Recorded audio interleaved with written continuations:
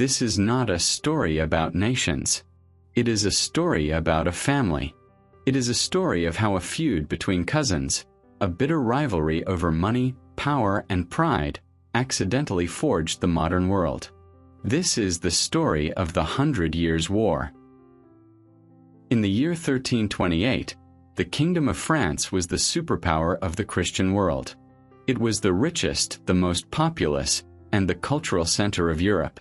Its knights were considered the pinnacle of chivalry, its universities the center of thought, and its king the most powerful ruler since Charlemagne. Across the narrow channel, England was something else. It was rougher, poorer, and less populated. It was an ambitious island nation, but it was not yet a great power. The destinies of these two kingdoms, however, were tangled in a way that seems bizarre to our modern minds. This tangle was created by the complex rules of feudalism. Feudalism, at its heart, is a system of personal oaths and land. To explain it simply, imagine you are the CEO of a powerful, independent company, but your main corporate headquarters, the building you work from, is technically owned by your biggest business rival. And every year, the law requires you to publicly visit your rival, get on one knee, and swear to be his loyal employee, just for the right to use that one building. This was the exact position of the King of England, through a series of marriages and inheritances centuries earlier. Specifically, when Eleanor of Aquitaine married Henry II of England, the English crown had become the legal owner of a massive, wealthy territory inside France itself. It was called the Duchy of Aquitaine, also known as Gascony. This made the King of England a Duke of France, and as a duke, he was a vassal, a subject of the French king. This ceremony of submission was called homage. For the King of France, it was a vital tool of control. It was a public reminder that the English king, no matter how sovereign he was back on his island, was inferior to the throne of France. For the English kings, it was a ritual of profound humiliation. They were kings in their own right, yet they were forced to bow to a man they considered, at best, their equal. But this was not just about pride. It was about money.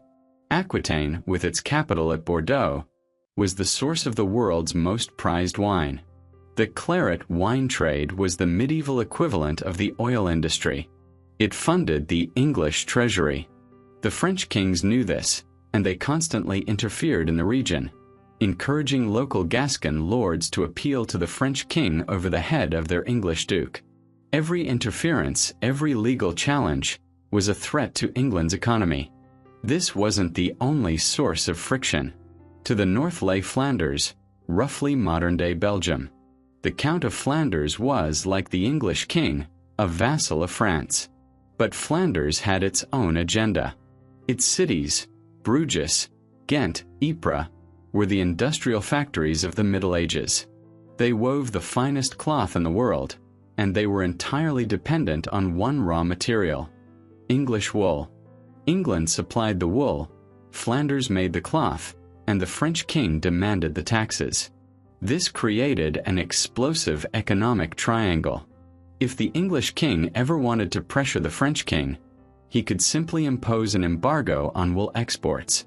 This would bankrupt the Flemish cities, causing them to revolt against their French masters.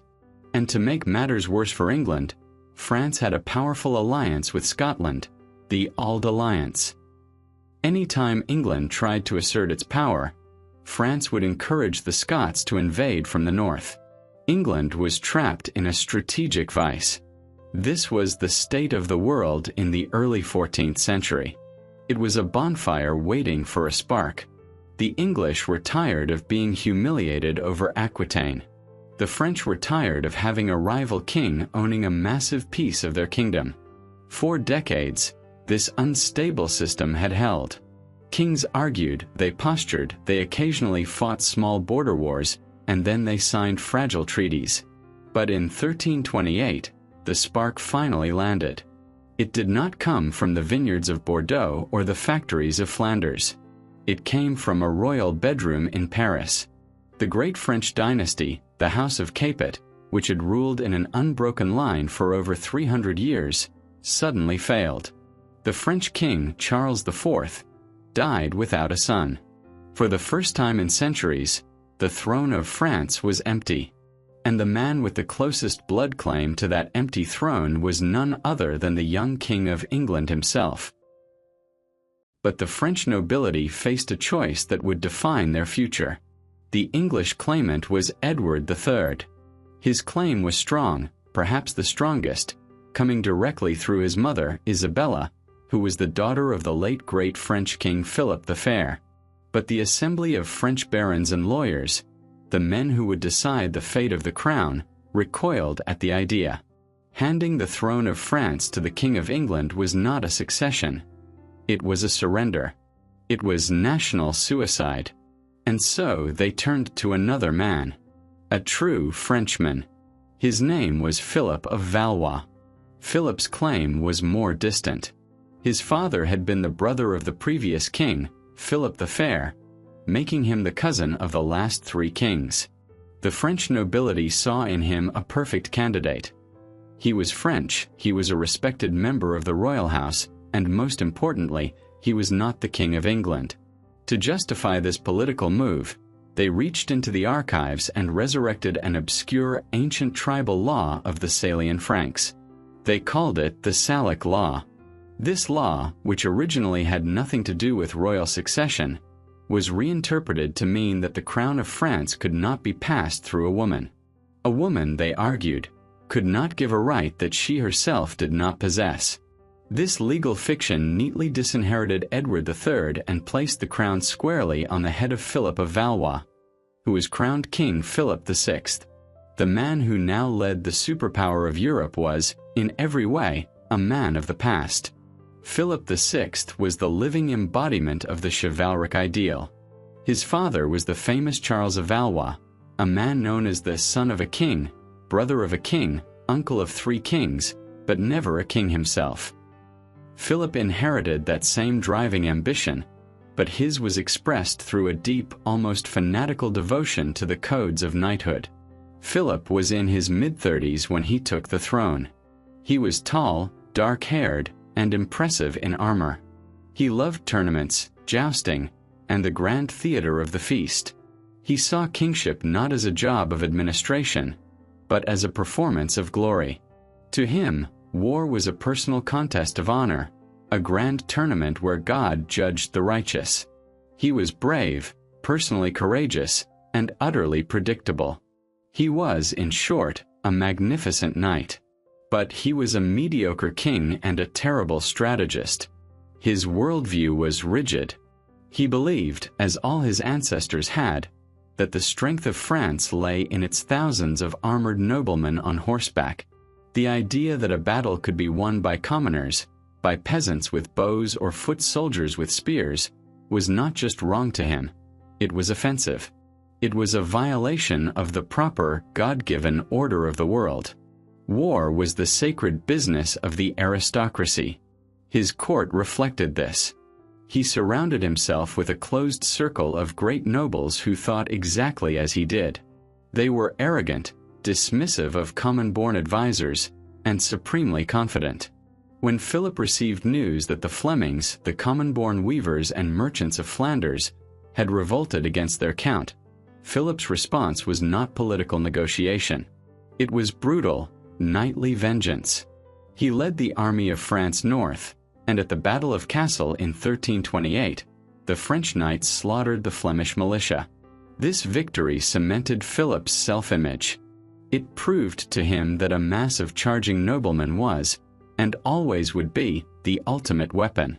It was a lesson he would never unlearn, and it would cost his kingdom dearly. Philip's personality was one of reactive pride. When he felt his honor was questioned, he responded with disproportionate force. When Edward III of England, then a teenager, was summoned to pay homage for Aquitaine, Philip designed the ceremony for maximum humiliation. He demanded Edward appear as a simple duke, without his crown or spurs.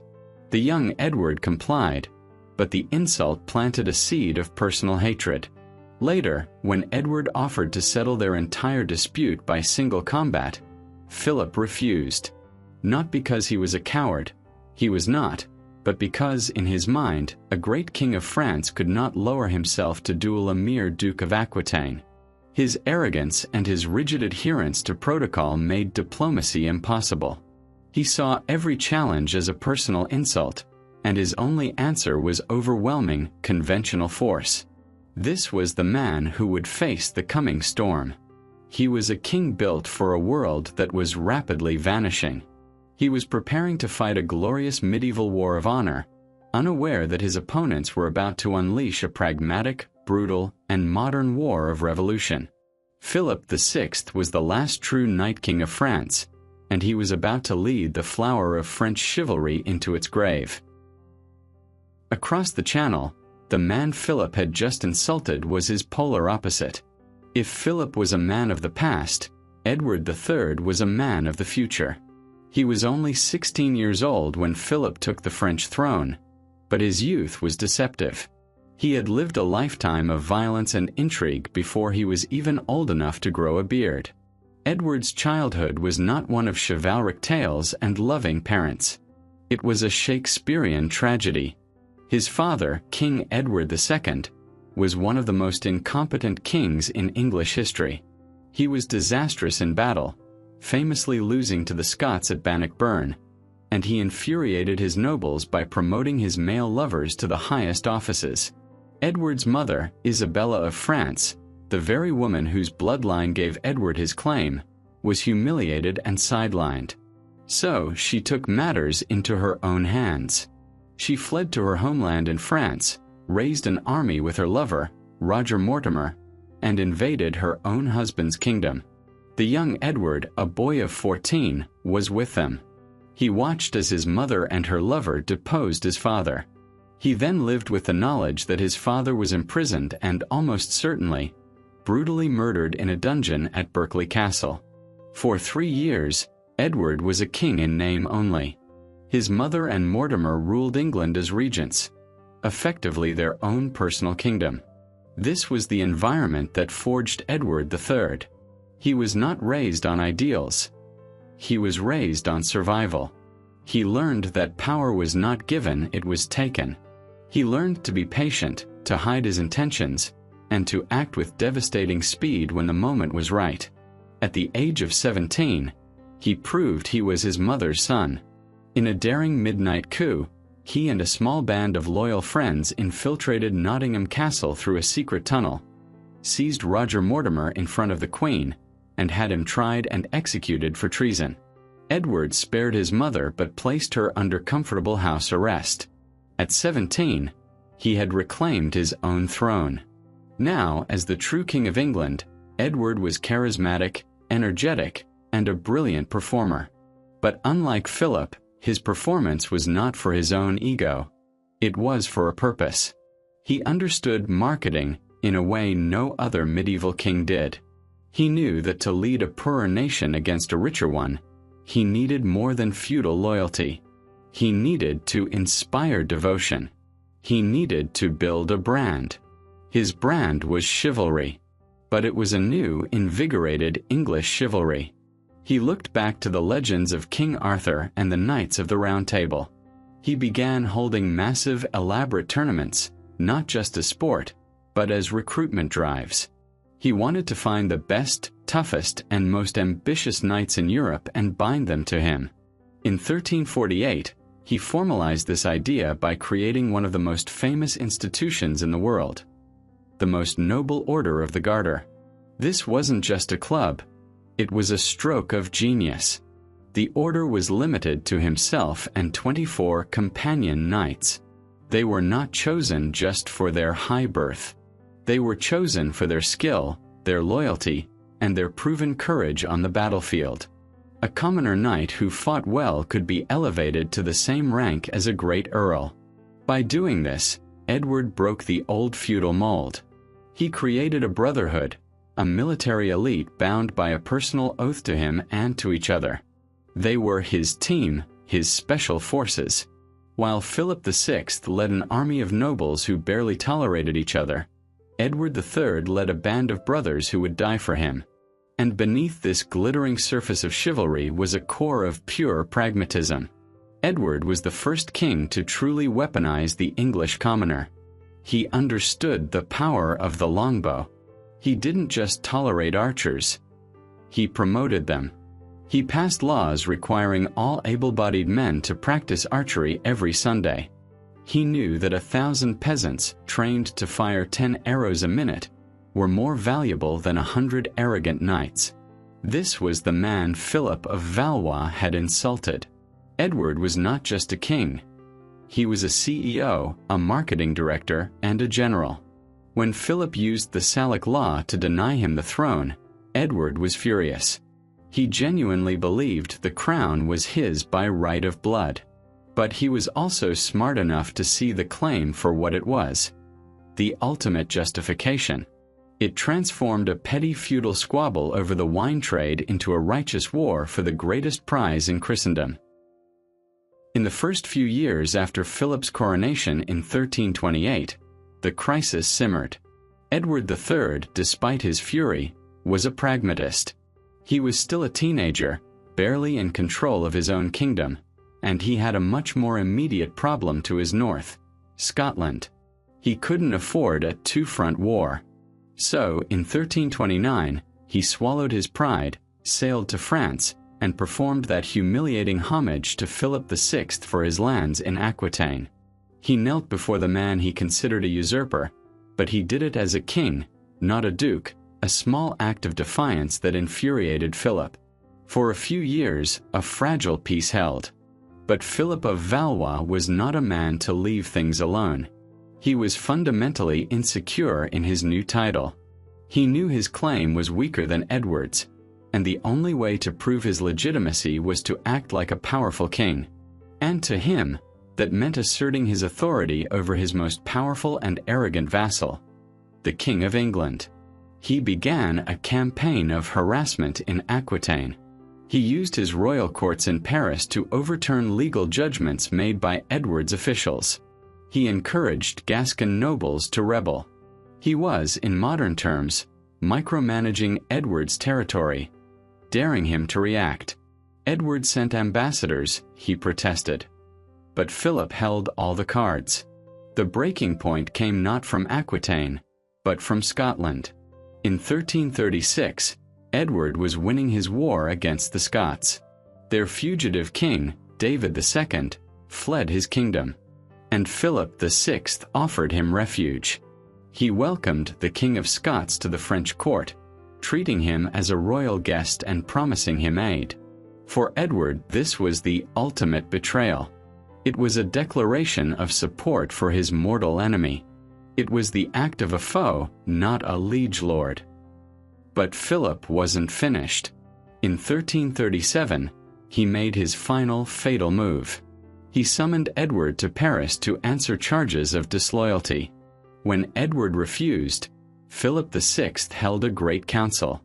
He declared that his vassal, the Duke of Aquitaine, was in breach of his feudal duties. Therefore, Philip announced, the Duchy of Aquitaine was forfeited. He declared it confiscated, claiming it for the French crown. This was the spark that lit the bonfire. For Philip, it was the logical final step in asserting his royal power. For Edward, it was a declaration of war. Philip had not just insulted him. He had tried to steal the economic lifeblood of the English crown. Now, Edward unleashed his marketing genius. He could have simply declared war to protect Aquitaine. But that was a limited, feudal goal. It wouldn't inspire a nation to empty its treasury and bleed for a decade. He needed something bigger. He needed a holy cause. So, in October 1337, Edward III formally reasserted his claim to the French throne. He declared that he was the rightful king of France, and that Philip of Valois was the usurper. This was a masterstroke of propaganda. The war was no longer a defensive squabble over some vineyards in Gascony. It was now a righteous crusade to reclaim his sacred inheritance. He also engaged in a piece of brilliant psychological warfare. He quartered the royal arms of England. This means he took the golden lilies of France, the fleur-de-lis, and stitched them onto his own royal banner alongside the golden lions of England. To Philip, this was an unforgivable insult. It was a visual declaration that France belonged to Edward. The Salic law, that legal tool the French had used, now became the central talking point. The French argued that the law was ancient and unbreakable. The English argued that it was a recent fabrication, pointing out that French royal lines had passed through women before, just not for the crown itself. The English pointed to their own history, and to most of Europe, where claims through a female line were perfectly valid. In truth, both sides were using the law for their own ends. The Salic law was Philip's justification for taking the throne. Edward's blood claim was his justification for attacking him. The war was never truly about the succession. The succession was the legal pretext for a war that was, at its heart, about money, territory, and pride. The first blows were not struck by knights, but by sailors. Philip began assembling a massive fleet in the Norman ports, intending to launch an invasion of England. His allied ships from Genoa and Normandy began brutal raids on the southern English coast, burning towns like Portsmouth and Southampton to the ground. The English, living in terror of a French invasion, knew that the first battle would have to be fought not on land, but on the water. Edward had to secure the English Channel, or he would lose the war before it even began. Edward understood that his grand claim to the French throne was worthless if he couldn't even cross the water.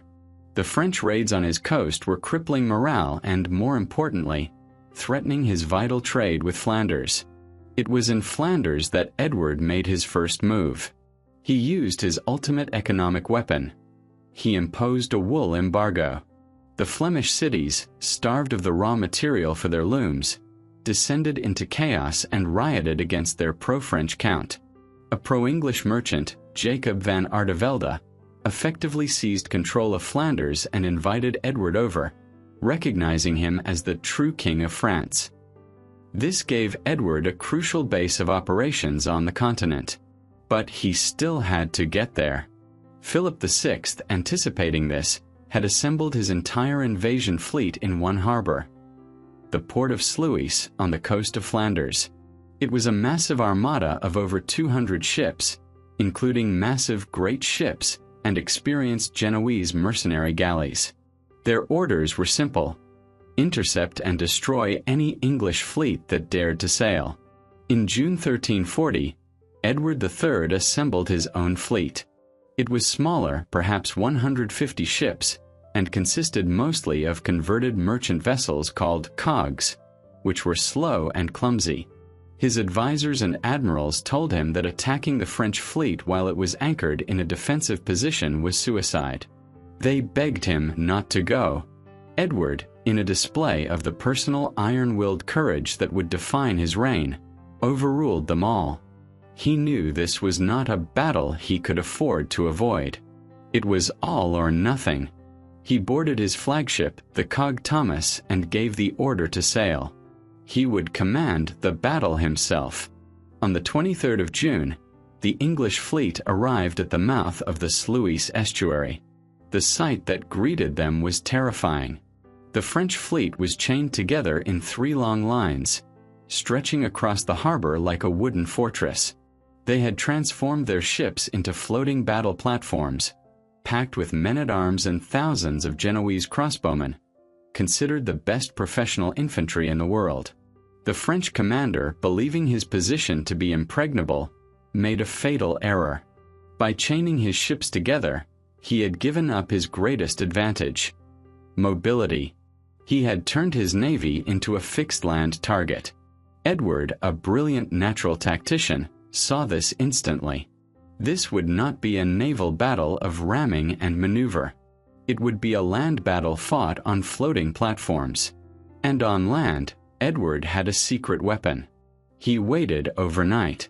On the morning of the 24th, with the wind and sun at his back, blinding the enemy, and the tide in his favor, he gave the order to attack. Edward organized his ships in a similar formation. In units of 3, with 2 ships filled with his revolutionary weapon, the longbowmen, flanking a single ship filled with men-at-arms for boarding. The English fleet bore down on the first French line. Before the ships even touched, the battle was decided. The Genoese crossbowmen on the French decks wounded their complex machines and fired a volley. Then, as they began the slow 20-second process of reloading, the English sky went dark. From the decks of the English ships, thousands of longbowmen drew and loosed. These were not conscripts. These were yeomen, free-born commoners who had practiced with this 6-foot weapon their entire lives. They could fire 10, 12, even 15 armor-piercing arrows a minute. What followed was not a battle. It was an industrial-scale slaughter. A storm of hundreds of thousands of arrows descended on the packed, exposed decks of the French ships. The Genoese, with their slow-firing crossbows, were annihilated before they could even reload. The French men-at-arms, clad in heavy mail, were pincushioned. The arrows punched through armor, faces, and hands. The decks were slick with blood. As the English ships crashed into the immobilized French lines, the battle became a brutal hand-to-hand fight. English men-at-arms, led by their king, Edward himself, was wounded in the thigh by a crossbow bolt, stormed the decks. The French, decimated by the arrow storm and unable to maneuver, were trapped. They fought bravely, but they were being assaulted by a fresh, disciplined force. One by one, the ships of the first French line were captured. The English threw the bodies of the dead overboard and advanced to the second line, using the captured French ships as a bridge. The panic that set in was total. French soldiers and sailors, seeing the hopeless slaughter, began jumping into the water, choosing to drown in their heavy armor rather than face the arrow storm. By nightfall, the French Navy had ceased to exist. Over 190 of their 200 ships were captured or sunk. Estimates of the French dead range from 15,000 to 20,000 men.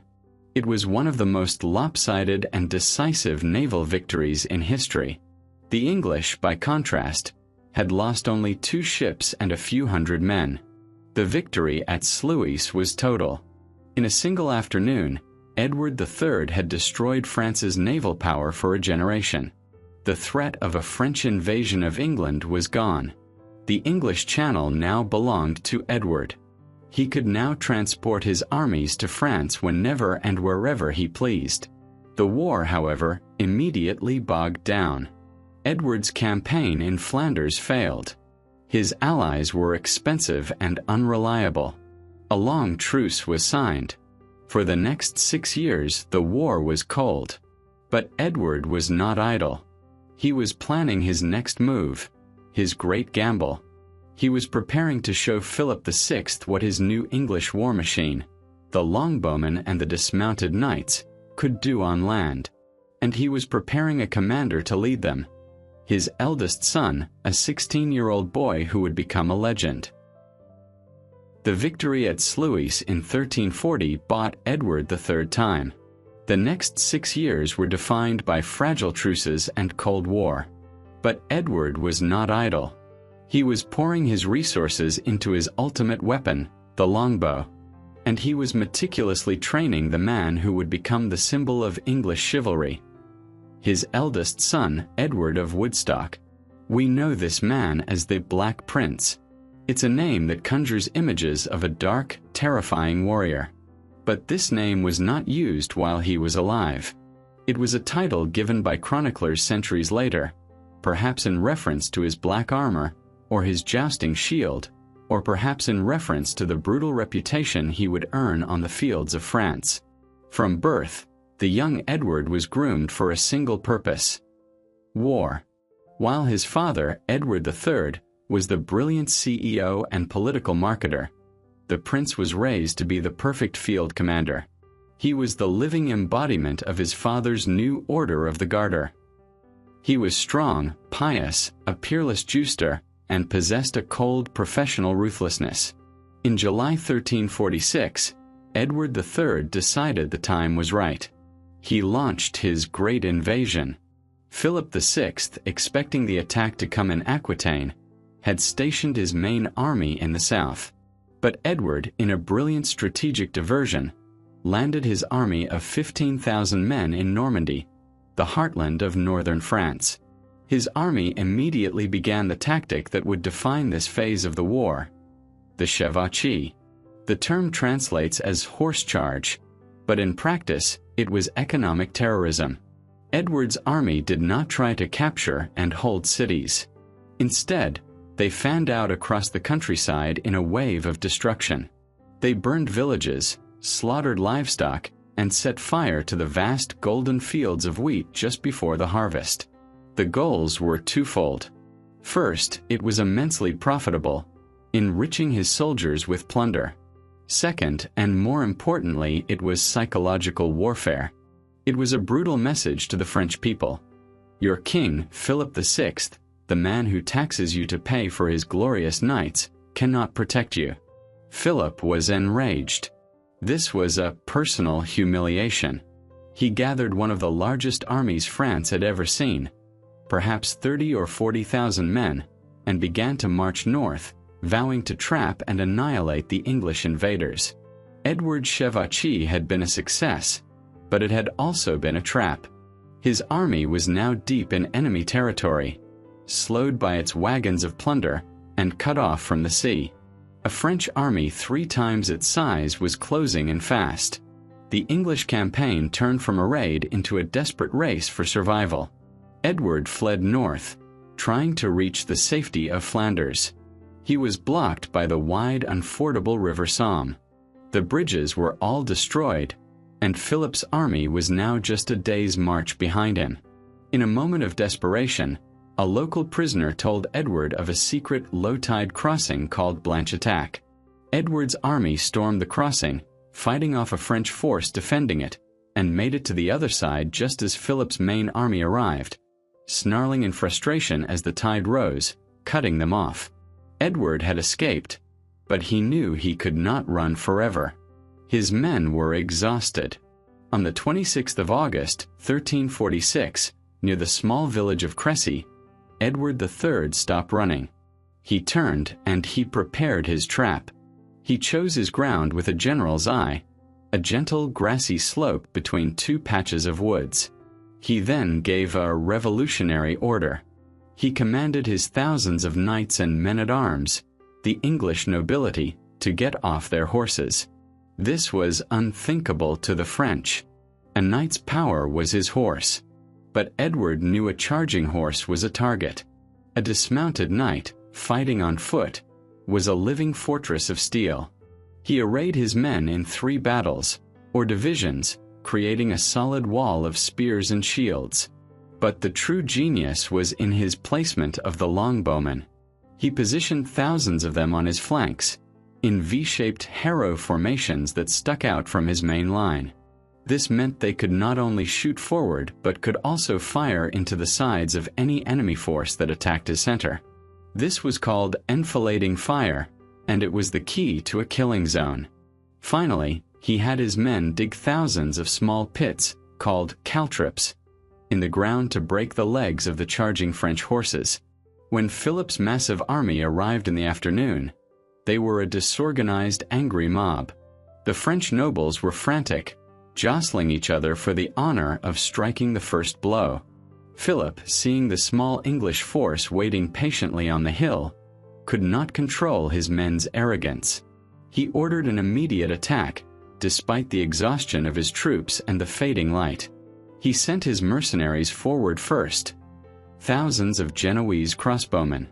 As they advanced, a sudden freak summer rainstorm drenched the field. The crossbows, which used a complex windlass mechanism, had their strings slacken in the wet. They fired, but their bolts fell harmlessly short. The English longbowmen, who had simply unstrung their hemp strings and tucked them under their caps to keep them dry, stepped forward. They replanted their bows and, on command, drew to the ear and loosed. The sky, according to witnesses, was blotted out by an arrow storm. The longbows had 3 times the range and 10 times the rate of fire of the crossbows. The Genoese were massacred. They broke and ran, and the enraged French knights, screaming treason, charged through their own retreating allies, cutting them down to get to the English. And so the great charge began. Wave after wave of the flower of French chivalry galloped uphill, into the setting sun, onto muddy ground, and directly into the V-shaped killing zone of the longbows. The arrows, fired at a rate of 70,000 per minute, did not need to pierce the knights' plate armor. They pierced their horses. The animals, mad with pain, collapsed, tossing their heavily armored riders into the mud and the stake pits. This was where the 16-year-old Black Prince was positioned, commanding the right flank. The first French charge hit his division with terrifying force. For a moment, it seemed he would be overwhelmed. A messenger rode back to King Edward, who was watching the entire battle from a windmill on the hill, and begged him to send reinforcements. Edward asked the messenger, "Is my son dead or unhorsed, or so wounded that he cannot help himself?" "No, sire," the messenger replied, "but he is in a hard fight and he has need of your help." Edward then spoke the words that would become legend, "Then let the boy win his spurs. For I intend that this day shall be his, and the honor shall rest with him." This was not the act of a cruel father. It was a calculated demonstration of confidence. Edward held reserves, but he wanted to prove a point. He was showing his son and all of England that the new generation had arrived. The battle raged into the night. As many as 16 separate, suicidal charges were launched by the French. Each one broke upon the wall of English spears and was annihilated by the arrows. When the sun rose, the field was silent. The French army had been exterminated. Philip VI, wounded in the face, fled the field in humiliation. The pride of French nobility lay dead in the mud. Crécy was more than a battle. It was a social earthquake. An army of common-born yeomen and dismounted knights had systematically destroyed the greatest, most arrogant, and most noble army in the world. The age of the charging knight was over. The age of the longbow had begun. The victory at Crécy was not just a military victory. It was a technological and social revelation. The hero of the day was not the armored knight, but the common yeoman, the free-born English farmer, holding 6 feet of yew wood. To understand the rest of the 100 Years' War, we must first understand this weapon, because the longbow was not just a bow. It was a revolutionary weapons system. The French had crossbows. These were complex machines, powerful but slow. A crossbowman could fire perhaps 2, maybe 3 bolts in a minute. The English longbow was deceptively simple, but it was a marvel of natural engineering. It was typically crafted from a single stave of yew, a wood with a unique property. The outer sapwood is elastic and good at stretching, while the inner heartwood is dense and good at compressing. Together, they acted like a natural spring, storing immense energy. A medieval war bow was not the bow you see in films. It had a draw weight of over 100 pounds, sometimes as high as 150. To fire, it required not just skill, but immense, specialized strength. This was not a weapon you could just hand to a peasant conscript. The true weapon was not the bow. It was the archer. An English longbowman was a professional soldier, the product of a lifetime of state-sponsored training.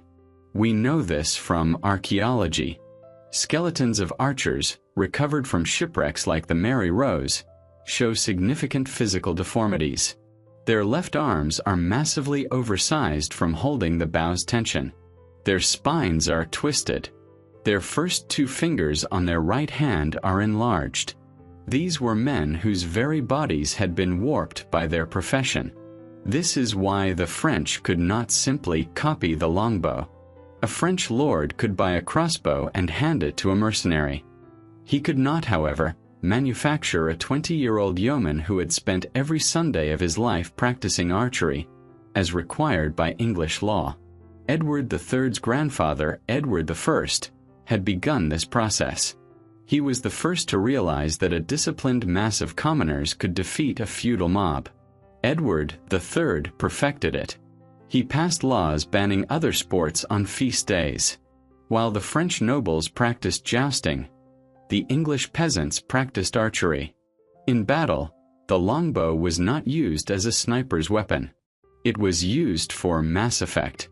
An English commander would order thousands of archers to fire at once.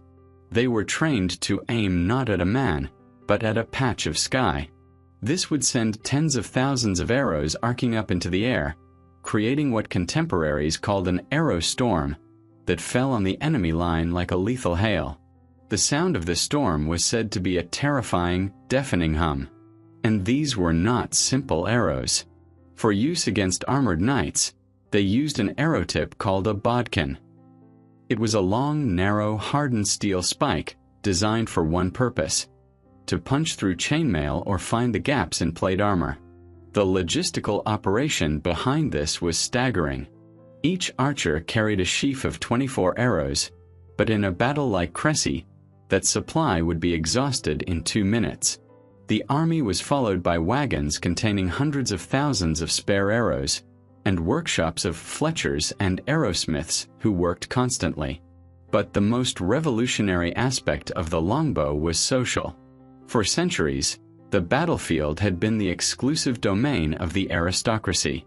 The knight, encased in steel and mounted on a half-ton warhorse, was the medieval equivalent of a tank. He was invincible to the common man. His entire social status was based on this military fact. The longbow shattered this monopoly. Suddenly, a farmer, a man who might be worth less than the horse he was shooting at, could kill the richest duke in France from 200 yards away, anonymously. This was, to the French, an abomination. It was not war. It was murder. They considered the longbow a cowardly, unchivalric weapon. In the rare instances that the French did capture English archers, they would often sever the first 2 fingers of their right hand, a brutal act of military and social revenge. Crécy proved that this new system worked. It proved that a small, disciplined, professional army, built on a foundation of yeoman archers and dismounted knights, could annihilate a feudal host 3 times its size. After the battle, Edward III did not march on Paris. He was too smart for that. He had a more practical, more strategic, and more personal objective.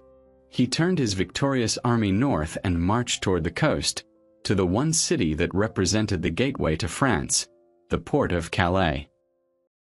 After the shattering victory at Crécy, Edward III had the momentum to do anything. A march on Paris, perhaps. But Edward was not a man driven by glorious gestures. He was driven by strategy. Paris could wait. He needed something more valuable. He needed a permanent, secure gateway into France. A port where he could land his armies and supplies at any time, without needing to fight for a beachhead. He needed the city of Calais. Calais was not just a port. It was a fortress. It was considered one of the most heavily defended cities in Europe, surrounded by imposing walls and a vast, impassable marsh. A direct assault, even with his victorious army, was impossible. The city's defenders, loyal to Philip, taunted the English from the walls, secure in the knowledge that they could outlast any attack. But they were counting on a traditional chivalric siege. Edward, once again, refused to play by the old rules. He was not a knight. He was a pragmatist. If he could not take the city by storm, he would strangle it into submission. In September 1346, Edward began one of the most ambitious logistical operations of the Middle Ages. He ordered his army to build an entire new, functioning English city outside the walls of Calais. It was called Villeneuve-la-Hardy, or Newtown the Bold. It had its own markets, its own carpenters, its own stables, and its own parallel set of walls to defend against any French relief army. Edward settled his men in for the long haul. This was not a siege. It was an occupation. For 11 long months the blockade held. The winter of 1346 turned into the spring of 1347. Inside Calais, the situation grew desperate. The governor kicked out over 500 useless mouths, the old and the young, to conserve food. Edward, in a rare act of calculated mercy, let them pass through his lines and gave them a hot meal, a gesture designed to showcase his own magnanimity in contrast to the city's desperation. Inside the walls, the people began to starve. They ate their horses, then their dogs, then the rats. Still, they held on, praying for one thing: the arrival of King Philip and the great French army. In the summer of 1347, Philip VI finally acted. He raised the oriflamme, the sacred war banner of France, signaling a holy war, and marched north with another massive army. He arrived at the hills overlooking Calais and saw Edward's position, and his heart sank. Edward's new town was a fortress more imposing than Calais itself. It was defended by the sea on one side, the marsh on another, and by the veterans of Crécy on the third. There was no way to attack. Philip sent a challenge to Edward, offering to fight him in a traditional open-field battle. Edward, safe behind his fortifications, essentially sent back a message: "I am here. If you want me, come and get me." Philip knew it was a trap. After a humiliating standoff, the King of France, in full view of the starving citizens of Calais, turned his entire army around and marched away. For the city, this was the ultimate betrayal. Their king had abandoned them. Utterly broken, the governor of Calais signaled for surrender. Edward III was in no mood for mercy. The city had resisted him for almost a year, costing him a fortune and thousands of lives to disease in his camp. More personally, Calais was a notorious nest of pirates who had preyed on his ships for decades. He wanted to make an example of them. He demanded unconditional surrender, which meant he reserved the right to execute the entire population. His own commanders begged him for leniency. Finally, Edward, the Marketer King, made a counteroffer. It was pure political theater. He would spare the city, he said, on one condition: 6 of the most prominent citizens, the burghers of Calais, must walk out of the city gates. They were to be barefoot, dressed only in their shirts, with ropes around their necks, and they must carry the keys to the city. They would then be handed over to him for execution. There was a terrible silence in the city. Then, the wealthiest citizen, Eustache de Saint-Pierre, volunteered first. 5 others soon joined him. The 6 men, emaciated from starvation, walked out as ordered and knelt before the English king, begging for mercy. Edward ordered the executioner to be summoned. But then, an intervention came from the one person Edward could not refuse: his wife, Queen Philippa. She was pregnant, having stayed with him for much of the siege. She knelt in the mud before her husband and, weeping, begged him for the lives of the men. She argued that to execute them now would be a terrible omen, an act of cruelty that would bring ill fortune upon their unborn child. Edward looked at his queen, and at the 6 men about to die. After a long pause, he relented. "Ah, lady," he said, "I wish you had been elsewhere, but I cannot refuse you." He ordered the men unbound, fed, and released. This moment defined Edward's reign. Was it an act of genuine mercy, a last-second change of heart driven by his beloved wife? Or was it the greatest public relations stunt of the 14th century? Edward got everything he wanted. He proved his implacable wrath, he received the city's total submission, and he also got to play the role of the merciful king, all while blaming his soft-hearted wife. It was a political masterstroke. Calais was now an English city, a piece of England stapled to the French coast. It would remain in English hands for over 200 years. Edward III was now at the absolute zenith of his power. He had destroyed the French navy at Sluis. He had annihilated their chivalry at Crécy. And he had taken an impregnable city. He was the undisputed master of Europe. And then, in the autumn of 1347, something else arrived in Europe. It arrived in the same Genoese ships that Philip had once hired, ships fleeing a siege in the Black Sea. It did not care about kings, knights, or borders. It was a flea carried on the back of a black rat. It was Yersinia pestis, the Black Death. It was an apocalypse, an invisible, unstoppable enemy that moved from the ports into the cities and along the trade routes. The symptoms were terrifying: a raging fever, followed by the appearance of large, black, agonizing swellings, the buboes in the groin, neck, and armpits. Death was almost certain, and it came within days. The war simply stopped. It became irrelevant. You cannot raise an army when your soldiers are dying in their barracks. You cannot collect taxes when the farmers and merchants are dead. In less than 3 years, the plague wiped out between 1/3 and 1/2 of the entire population of Europe. Edward's own daughter, Joan, died of it. For the first time in a decade, there was peace. But it was the peace of the graveyard. The old world of feudalism, already wounded by the longbow at Crécy, was now given its mortal blow by the plague. With labor so scarce, a surviving peasant was no longer a serf tied to the land. He was a valuable resource. He could demand wages, he could move, he could refuse to work. The very structure of society was broken, and when the war finally resumed, it would be in a new, emptier, and far more desperate world. When the Black Death finally receded around 1351, it left behind a haunted world. The trauma of the apocalypse had not brought enlightenment. It had brought a frenzied, almost desperate fatalism. The war between England and France, which had paused for the graveyard, resumed with a renewed bitterness. The men who had fought at Crécy were now joined by a new generation. In England, Edward III remained on the throne, at the height of his prestige. His son, the Black Prince, was now a seasoned veteran and was given command of his father's possessions in Aquitaine. But in France there was a new king. Philip VI, the loser of Crécy, had died in 1350. The crown now rested on the head of his son, John II. History knows him as John the Good. This nickname is perhaps the most tragic misunderstanding of the entire war.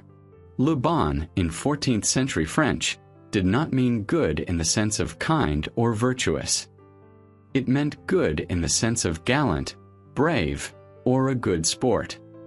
He was, in essence, John the Bon Vivant, a man who lived and breathed the chivalric code. If his father, Philip, was a man of the past, John II was a man living in a complete fantasy. He had learned absolutely nothing from the disaster at Crécy. In his mind, Crécy was not a tactical failure. It was a moral one. It was a bizarre fluke, a trick played by cowardly English peasants who refused to fight properly. He did not see the longbow as a superior weapon system. He saw it as an unchivalrous abomination. His entire reign was dedicated to erasing that national stain, not with strategy, but with a tidal wave of pure aristocratic glory. John II was, in his mid-30s, impulsive, romantic, and spectacularly reckless, especially with money. The French treasury was already in ruins from the war and the plague, but John spent fortunes on extravagant feasts, tournaments, and jewels. He devalued the French currency repeatedly to pay for his lifestyle, infuriating the merchants and the common people. He was a king who believed the aesthetics of power were more important than the mechanics of it.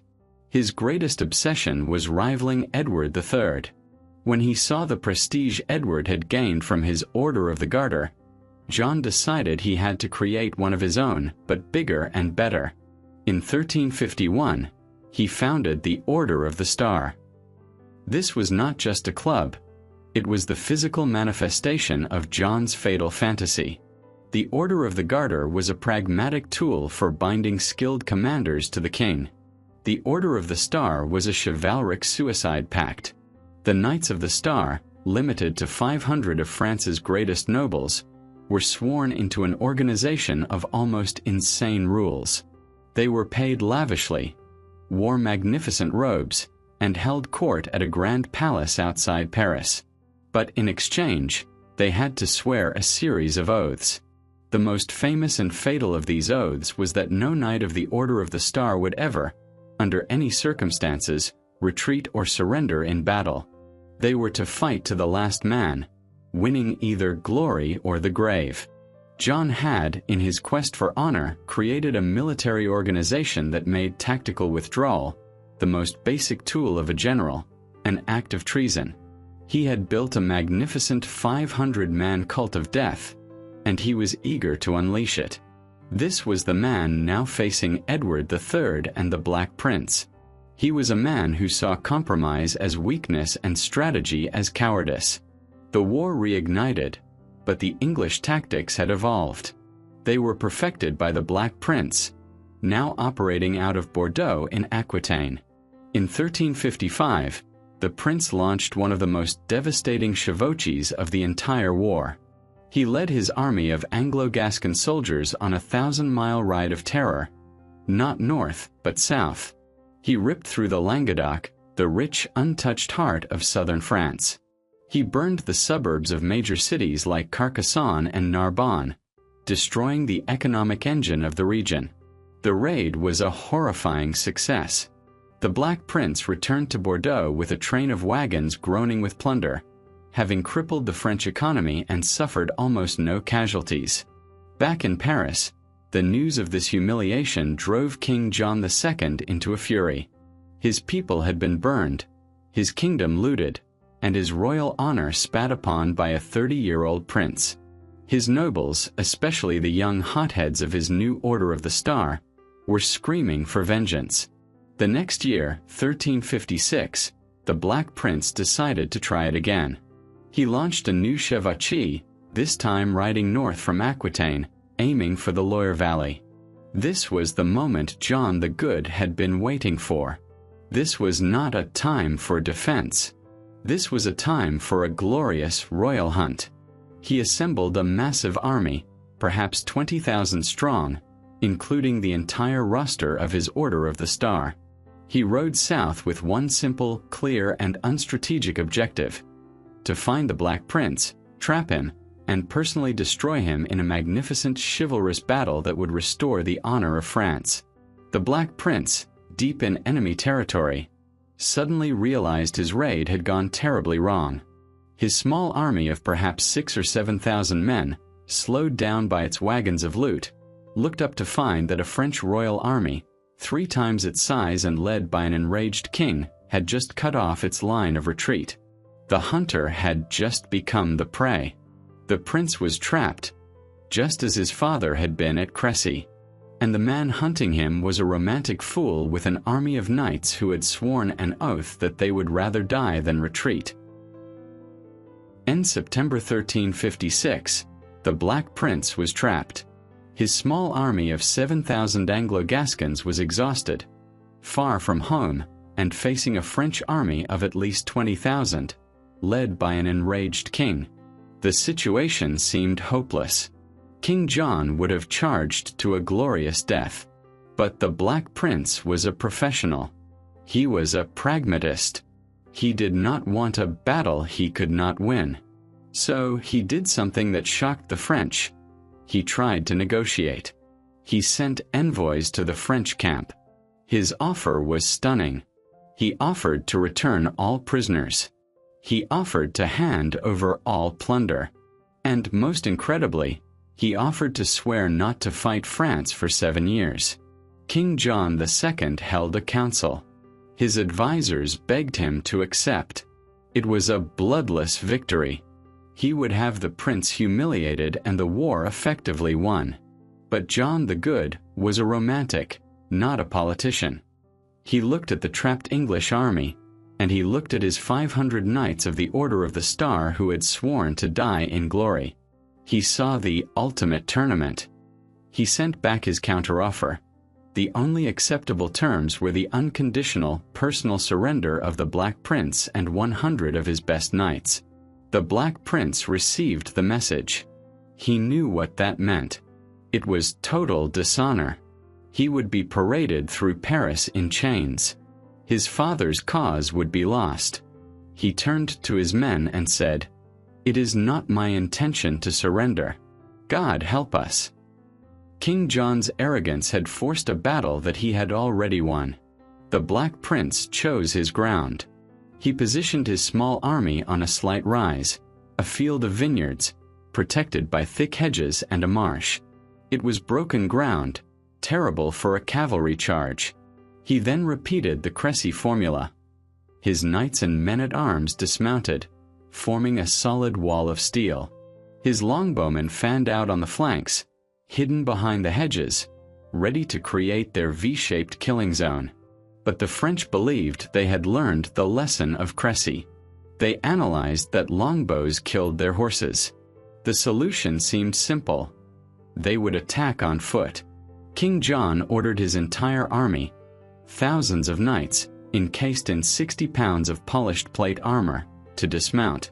They would attack in 3 massive waves or battles, and crush the small English line with sheer weight. It was a disastrous decision. An armored knight was a medieval tank, but that tank was designed to be carried by a half-ton warhorse. The armor was built to deflect lances and arrows while on horseback. The plan required thousands of men to march a mile uphill across a muddy field, all while being shot at from 3 sides. The battle began. A token force of 300 German cavalry was sent to clear out the archers. They charged the hedgerow and were simply erased. The longbows annihilated them in seconds. It was a bloody prelude. Then came the real attack. The first massive French division, led by the Dauphin Charles, began its long agonizing march. The English archers, protected by the hedges, waited. When the French were in range, the arrow storm began. The arrows found gaps in visors, armpits, and legs. Men fell, and in such dense formation they could not get back up. They finally reached the English line, and a brutal primitive melee of axes and hammers began. But the French were utterly spent. The Black Prince, seeing his own line begin to buckle, sent in his small reserve. The exhausted, decimated French wave broke and began to fall back. The second division, led by the king's brother, the Duke of Orleans, was supposed to advance next. But they saw the bloody survivors of the first wave streaming back in panic. The Duke panicked. In an act of breathtaking cowardice, he turned his entire division around and fled the field. The battle was now at a crisis point. 2/3 of the French army was gone.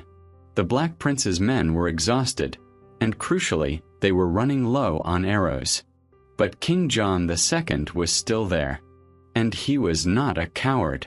He was a romantic. His army was collapsing, but his honor was intact. He still had his own division and his entire Order of the Star. He saw his moment of destiny. He would not fail like his father at Crécy. He would win the battle personally. He ordered his royal banner to advance. The final French wave, with the king himself at its head, began its own slow, ponderous march toward the English line. This was the moment that proved the Black Prince was a true general, not just a defender. He saw the French king's final, desperate, disorganized attack. He saw his men were at their limit. He made a snap decision of pure genius. He did the one thing the French never expected. He attacked. He had a small cavalry reserve, sent on a long path, hidden by a hill. He now sent them crashing into the king's flank and rear. At the exact same moment, he shouted to his own exhausted, dismounted knights, "Advance, banner! In the name of God and St. George!" He ordered his men to get on their horses, which had been kept safe behind the line, and charge. The final French division, lumbering slowly forward, was suddenly hit from 3 sides at once. The longbowmen, arrows spent, grabbed mallets and joined the fray. The French line, expecting to fight exhausted infantry, was hit by a fresh cavalry charge from the flank and a countercharge from the front. The result was catastrophic collapse. The Order of the Star kept its oath. They were annihilated, dying to the last man around their king. King John II was in the middle of the chaos. He fought like a lion with a massive battle axe. At his side was his youngest son, his 14-year-old boy Philip, who bravely fought at his father's side. But it was hopeless. The king was surrounded. A French knight finally cornered him. "Sire," he said, "you must surrender." King John asked, "To whom shall I yield? Where is my cousin, the Prince of Wales?" "He is not here," the knight replied, "but yield to me. I will lead you to him." The King of France was a prisoner. That evening, the Black Prince put on a show of propaganda. He refused to sit with the captured king, and instead served him dinner, claiming he was not worthy to sit with such a valiant warrior. John was flattered by this. But the cold, hard fact remained. The King of France was the Black Prince's captive. The French nobility had been slaughtered for a second time in 10 years. And France was now, quite literally, headless. The catastrophe at Poitiers had left France headless. But the kingdom was not, technically, without a leader. When the battle was lost, a large part of the French army, including the division led by the king's eldest son, the Dauphin, had fled the field. That son was Charles, Duke of Normandy. He was 18 years old. The man who now held the fate of France in his hands was the complete, total, and almost comical opposite of his father, John the Good. Where John was a tall, robust, glorious warrior, Charles was a sickly, pale, and slender man. He was perpetually unwell. He had been born frail, and a series of illnesses had left him with a sallow complexion and a deep mistrust of physical exertion. He was not a fighter. He was a scholar. His passion was not the tournament. It was the library. He was a bookworm, a thinker, a man who preferred the company of lawyers and astronomers to that of knights. When he rode back into Paris in 1356, he did not return as a hero. He returned as the boy who had run away from the battle that had cost France its king. The people of Paris, a notoriously tough and cynical population, were not just sad. They were furious. They were furious at the nobility who had failed them twice. They were furious at the king who had gotten himself captured. And they were furious at this sickly boy prince who now came to them, demanding more money. Charles's situation was impossible. The treasury was empty. The nobility was either dead or, like the king, awaiting massive ransoms. The English were still ravaging the country. And the merchants of Paris, the ones who actually had the money, saw their chance. Charles called a meeting of the Estates General, the closest thing France had to a parliament. He needed them to approve new taxes to pay his father's ransom. But the assembly was led by a charismatic and powerful merchant named Etienne Marcel, the provost of Paris. Marcel and his followers in the Third Estate, the commoners, refused. They blamed the aristocracy's incompetence for the disasters at Crécy and Poitiers. They told Charles they would not give him a single coin unless he agreed to a radical set of demands. They wanted control over the taxes, a permanent say in government, and the dismissal of Charles's advisors. They were, in effect, trying to turn France into a constitutional monarchy. Charles, the young scholar, tried to stall, to negotiate, to be diplomatic. But the situation in Paris exploded. The city was a powder keg of rage and fear. In 1358, Etienne Marcel made his move. He led an armed mob of his Parisian supporters and stormed the royal palace. They burst past the guards and forced their way into the Dauphin's private chambers. There, in front of the terrified 20-year-old Charles, the mob seized two of his closest friends and advisors, the marshals of Normandy and Champagne. And they murdered them. The assassins hacked the men to pieces, so close to Charles that his own clothes were spattered with their blood. The young prince, trembling, was forced to put on the blue and red cap of the Parisian mob to signal his support and save his own life. This was the crucible that forged the next king of France. This single, horrific event taught Charles a lesson he would never forget. It was a lesson his father and grandfather had never learned. He learned that raw, brutal force was chaotic and stupid. He learned that popular movements were dangerous and fickle. He learned that the mob of Paris was a beast to be feared and controlled, but never trusted. And he learned that true power did not come from a battle axe or a glorious charge. It came from patience, from intelligence, from cunning, and above all, from money. Charles, the bookworm, the boy who fled Poitiers, began to play a new game. He bided his time.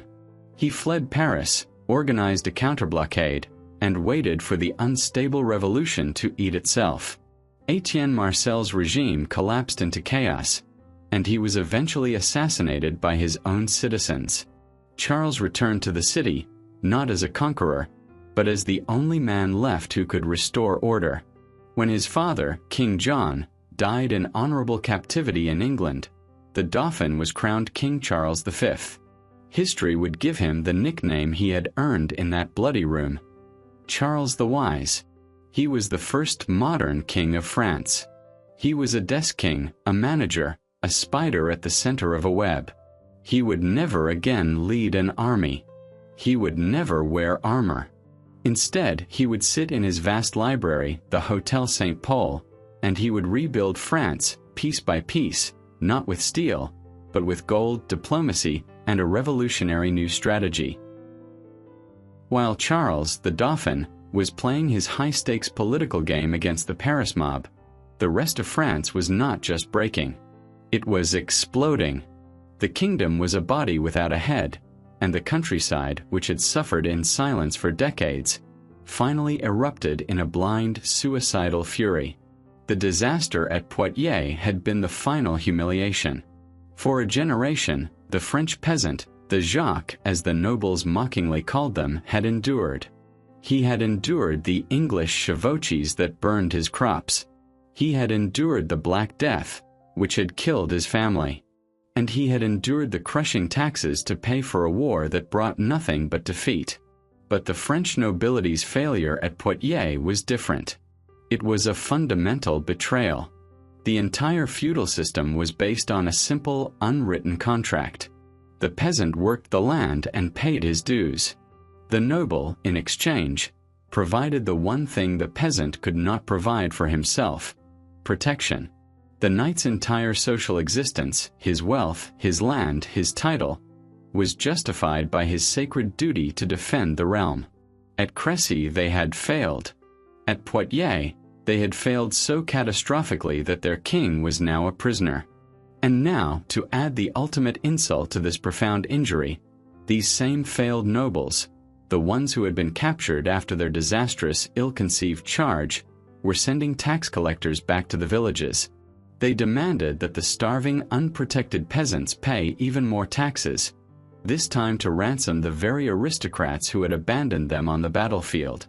In the summer of 1358, the pressure became unbearable. The rage became a firestorm. It was called the Jacquerie. This was not a political revolution. It had no leaders, no manifestos, no coherent goals. It was a collective, screaming breakdown. It was an explosion of pure, nihilistic violence.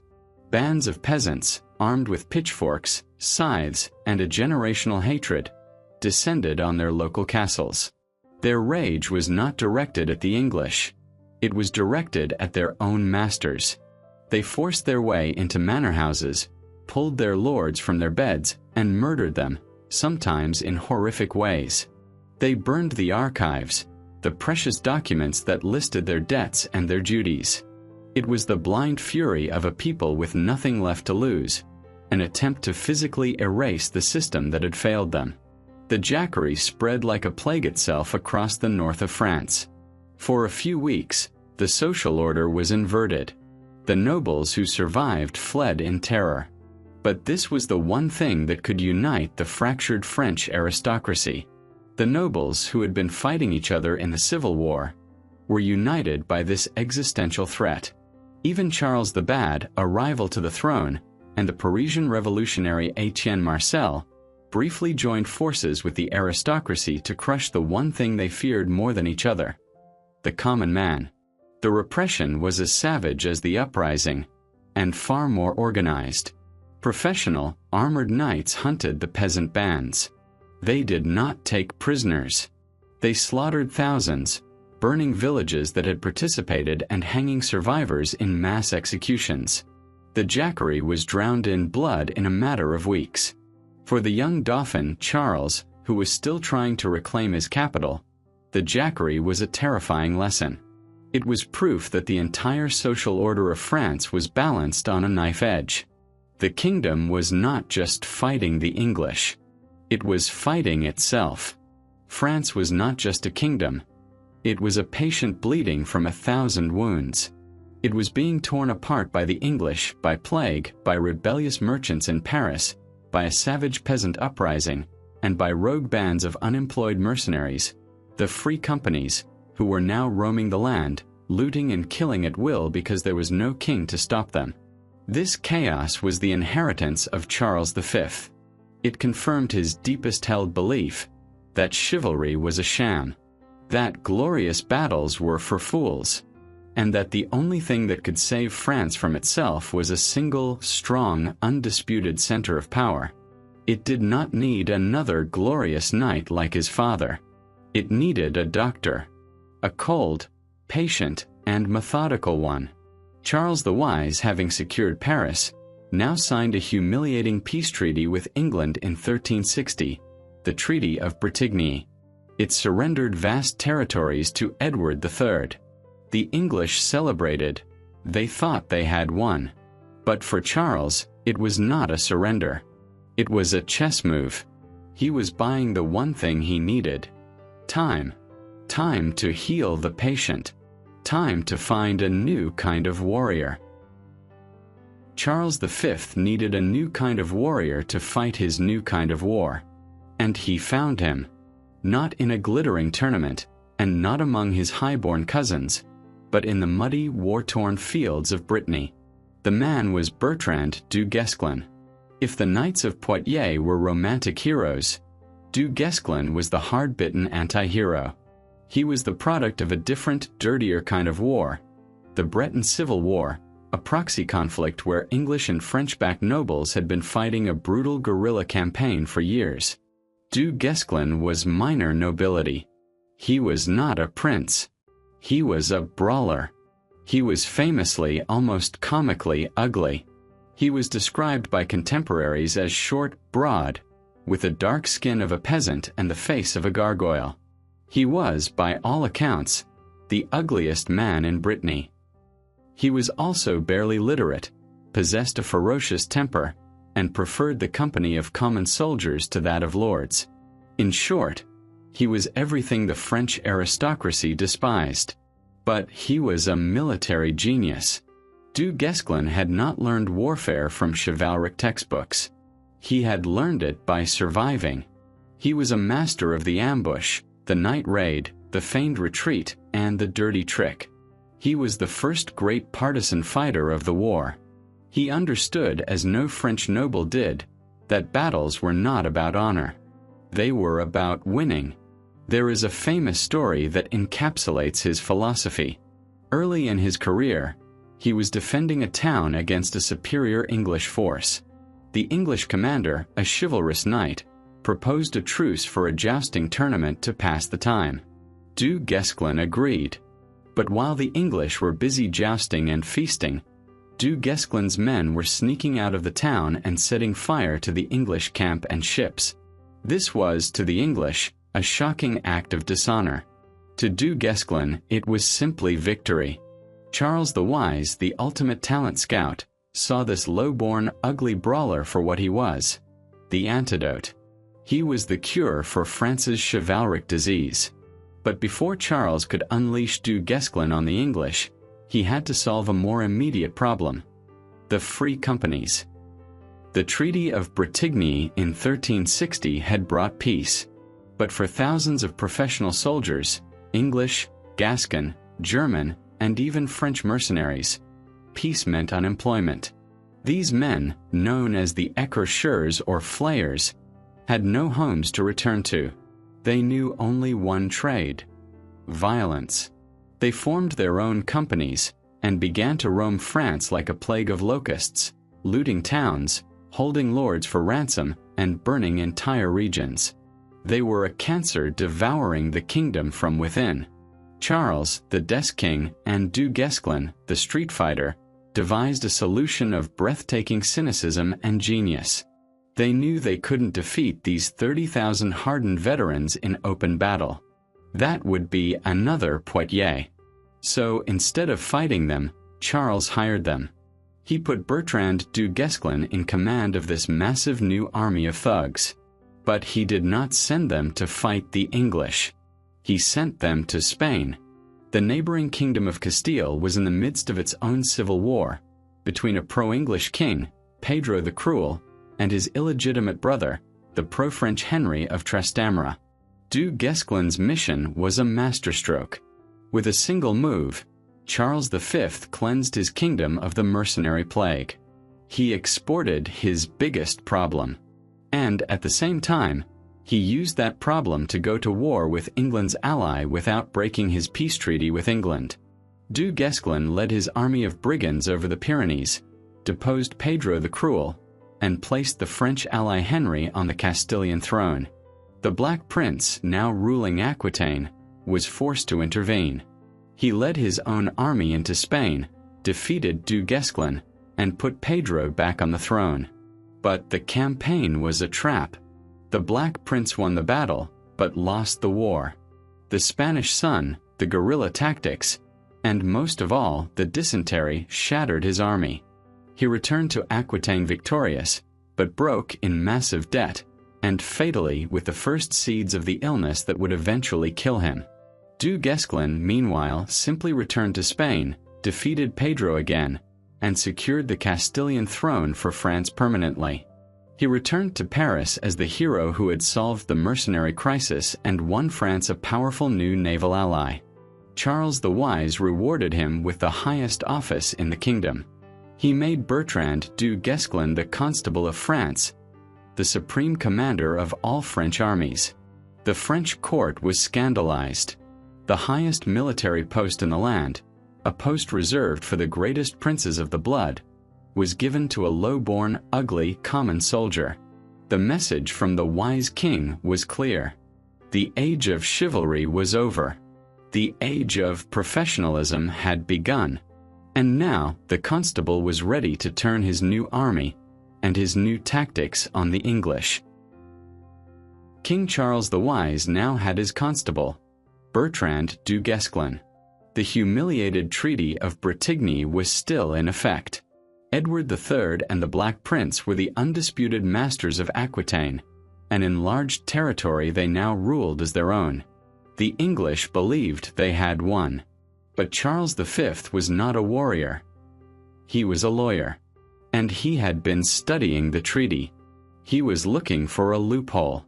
While he looked, he acted. In 1369, he gathered his council and issued one of the most remarkable and revolutionary orders in military history.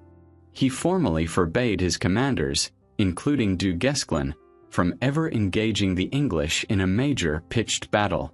This was not a suggestion. It was a royal edict. He was, in effect, commanding his nobility to be cowards. He was making it a crime to do the one thing they had been trained to do: charge. The new French strategy was simple, brutal, and profoundly unchivalrous. It was the Fabian strategy, named after the Roman general who had defeated Hannibal by refusing to fight him. Du Guesclin would become the shadow that haunted the English army. The English, now led by the Black Prince in Aquitaine, still knew only one way to fight: the chevauchée. They would ride out, burning and looting. Under the old rules, the French king would have been forced to ride out and meet them in battle to protect his people. Charles V refused to take the bait. When an English army launched a raid, Du Guesclin's forces would shadow them, just out of reach. They would cut off their supplies, ambush their foraging parties, and pick off stragglers. But they would never ever form a line of battle. The English would burn a field, and the French would not appear. The English would taunt them outside a castle wall, and the French would not come out. It drove the English commanders, men who lived for honor and glory, into a state of sputtering rage. They were knights, ready for a tournament, but their opponent refused to show up. And the moment the English army, frustrated and low on supplies, turned its back to march home, Du Guesclin's army would descend, not on the army itself, but on the castles it had left behind. Du Guesclin's war was one of 1,000 small cuts. It was a war of sieges, night raids, and most importantly, propaganda. Before he even attacked a town, Charles V's agents would be inside, promising the citizens that if they returned to the French crown, their crushing taxes would be abolished.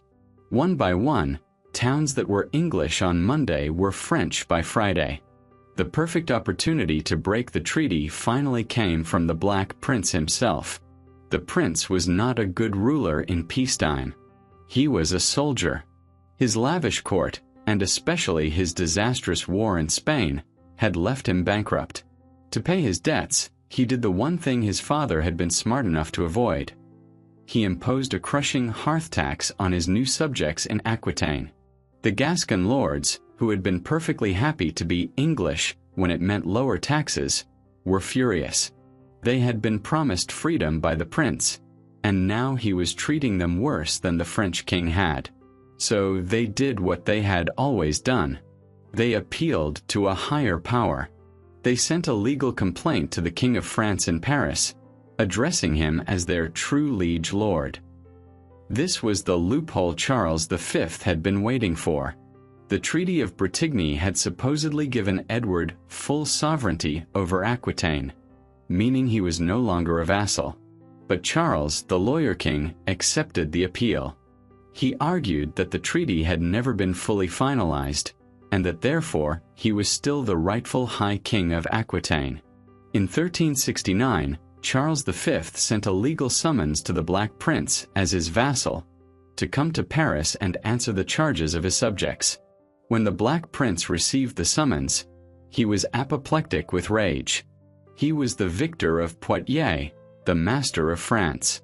And this sickly lawyer prince in Paris was treating him like a common nobleman. According to the chroniclers, the prince looked at the summons and said, "I will come to Paris, but I will come with 60,000 men at my back." The war was on again. But this time, it was on Charles's terms. The Black Prince, now desperately ill with a sickness he had contracted in Spain, likely dysentery or dropsy, was a changed man. The chivalrous warrior was gone, replaced by a bitter, pain-racked invalid. He launched his final, brutal chevauchée. When the town of Limoges, which had been his friend, defected to the French, he took it as a personal betrayal. He besieged the city, and when it fell, he unleashed his men in an act of pure, unchivalrous rage. His soldiers sacked the city, slaughtering over 3,000 men, women, and children in a single day. The Black Prince, too sick to even ride a horse, watched the massacre from a litter. It was the death rattle of the Old English strategy. The massacre at Limoges horrified France and turned even his own Gascon allies against him. The Black Prince's reputation was shattered. Broken in body and spirit, he returned to England in 1371. He would never fight again. He died a few years later, a shadow of the hero he had been. Back in England, his father, the great Edward III, was also in decline. The warrior king was now old, senile, and under the complete control of his grasping mistress, Alice Purse. With the two greatest English heroes off the board, Charles V and Du Guesclin went to work. Relentlessly, castle by castle, river by river, they retook what had been lost. By 1380, the English victory was a distant memory. They were left with nothing but the port of Calais and a thin strip of land around Bordeaux. Charles the Wise had done the impossible. Without fighting a single glorious battle, he had defeated the victors of Crécy and Poitiers. He had won the war. By 1380, France had achieved the impossible. The wise king, Charles V, sitting in his library, and his ugly constable, Bertrand du Guesclin, fighting in the shadows, had completely reversed the disasters of Crécy and Poitiers. The English were beaten, pushed back to a few coastal towns. The kingdom was stable, the treasury was full, and the military was professional. France was, once again, the superpower of Europe. And in a single tragic year, it all fell apart. The French victory rested on the genius of those two men. In July 1380, Bertrand du Guesclin died while on campaign. A few months later, in September, his master, King Charles V, also died, worn out by a lifetime of sickness and stress. The sword and the brain of France were gone. The crown passed to the new king, Charles VI. He was 11 years old. This was the worst possible scenario. A child king meant a regency, and the power vacuum was immediately filled by the boy's uncles, the powerful, ambitious, and monumentally greedy dukes of Anjou, Berry, and most ominously, Burgundy. These were princes of the blood, and they were the complete opposite of their wise brother, Charles V. They had hated his reforms. They hated his low-born, professional advisors. They hated his unchivalrous way of war. They saw the kingdom not as a nation to be governed, but as a treasure chest to be looted. For the next 8 years, while Charles VI grew up, his uncles ruled France. They immediately fired Charles V's wise counselors. They stole from the treasury to build their own lavish palaces and fund their own private wars. To replace the stolen money, they reimposed the very taxes Charles V had worked so hard to abolish. This triggered massive tax revolts across France, which the uncles put down with brutal, bloody force. They had, in less than a decade, undone almost all of the wise king's hard work. But then, in 1388, a moment of hope. King Charles VI, now 20 years old, was a young man in his prime.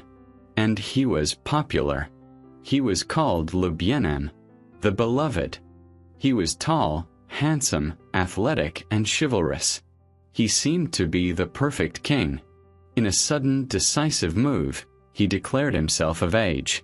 He seized control of the government, fired his greedy uncles, and to the joy of the people, he immediately reappointed his father's old, wise, common-born advisors.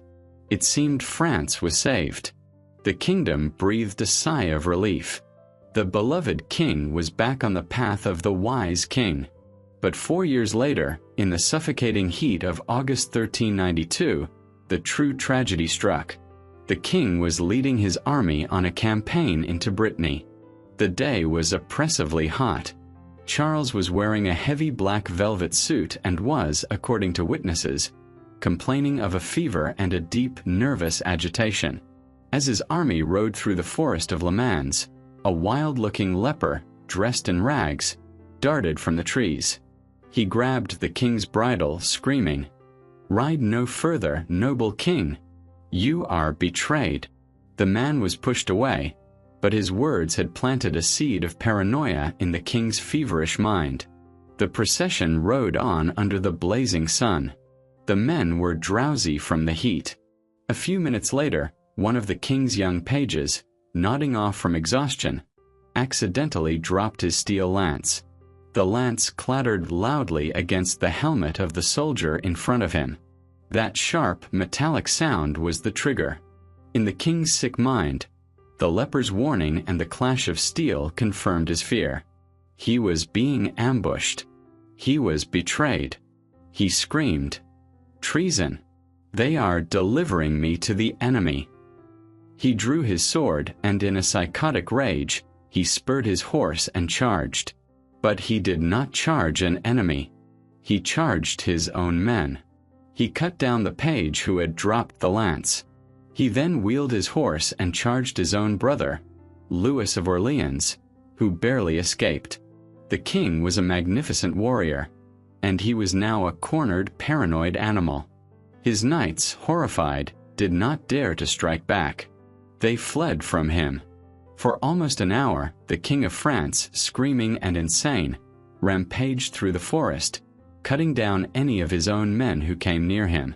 He killed at least 4 knights before his own sword broke. Finally, a group of his men managed to tackle him, pulling him from his horse. He fell to the ground. He did not speak. He did not recognize anyone. He had fallen into a deep coma. When he finally awoke weeks later, his mind was broken. This was the first and most violent of the attacks of madness that would plague him for the rest of his life. This was the true catastrophe. Charles VI was not dead. He was not a tyrant. He was a vacuum.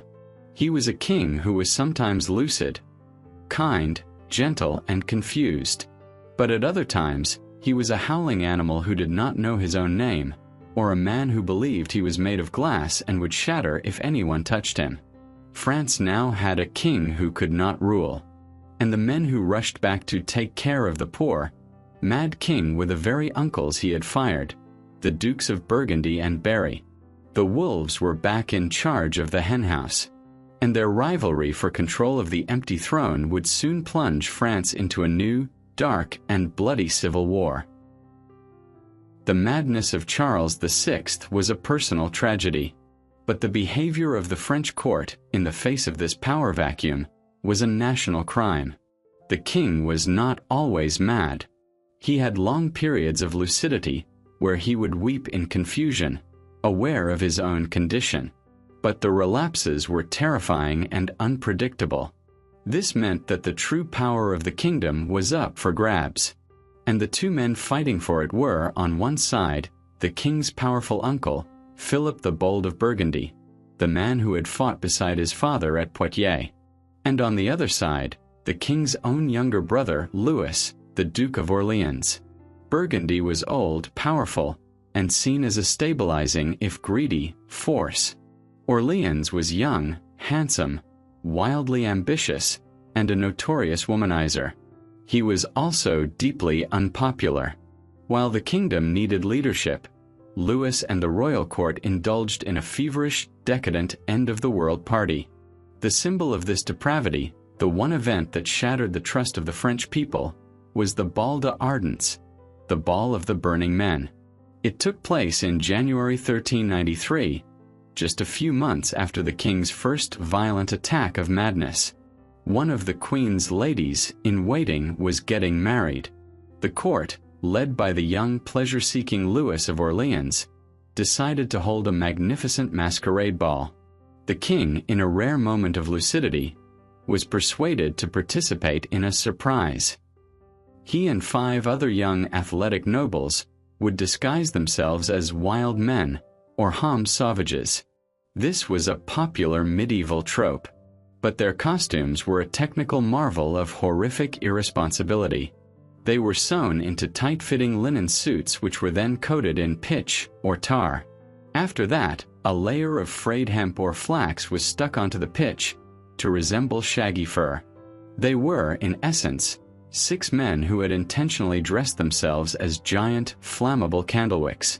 They burst into the great hall, chained together, howling like animals, and began a wild, provocative dance. The court ladies, not knowing who they were delighted and terrified by the spectacle. Then the king's brother, Louis of Orleans, and his cousin, Philip of Bar, arrived late. They were drunk. They were carrying torches to light their way through the dark, crowded hall. Intrigued by these wild men, and wanting to see who was beneath the masks, Louis and his friends stumbled forward, laughing. They shoved their burning torches too close. In an instant, the costumes exploded. The pitch and flax ignited with a whoosh. The 6 men were transformed into living fireballs. Their screams of agony were inhuman, echoing through the hall over the sound of the music. The scene was one of total, horrific panic. The wild men, still chained together, thrashed and tore at each other, spreading the flames. The pitch melted, fusing the linen to their skin, burning them to the bone. One of the men, in a desperate act of self-preservation, broke his chain, ran across the hall, and threw himself into a vat of water used for washing dishes. He was the only one of the 5 companions to survive. The king himself was on fire. He would have burned to death in seconds, but a quick-thinking young noblewoman, his aunt, the Duchess of Berry, recognized him.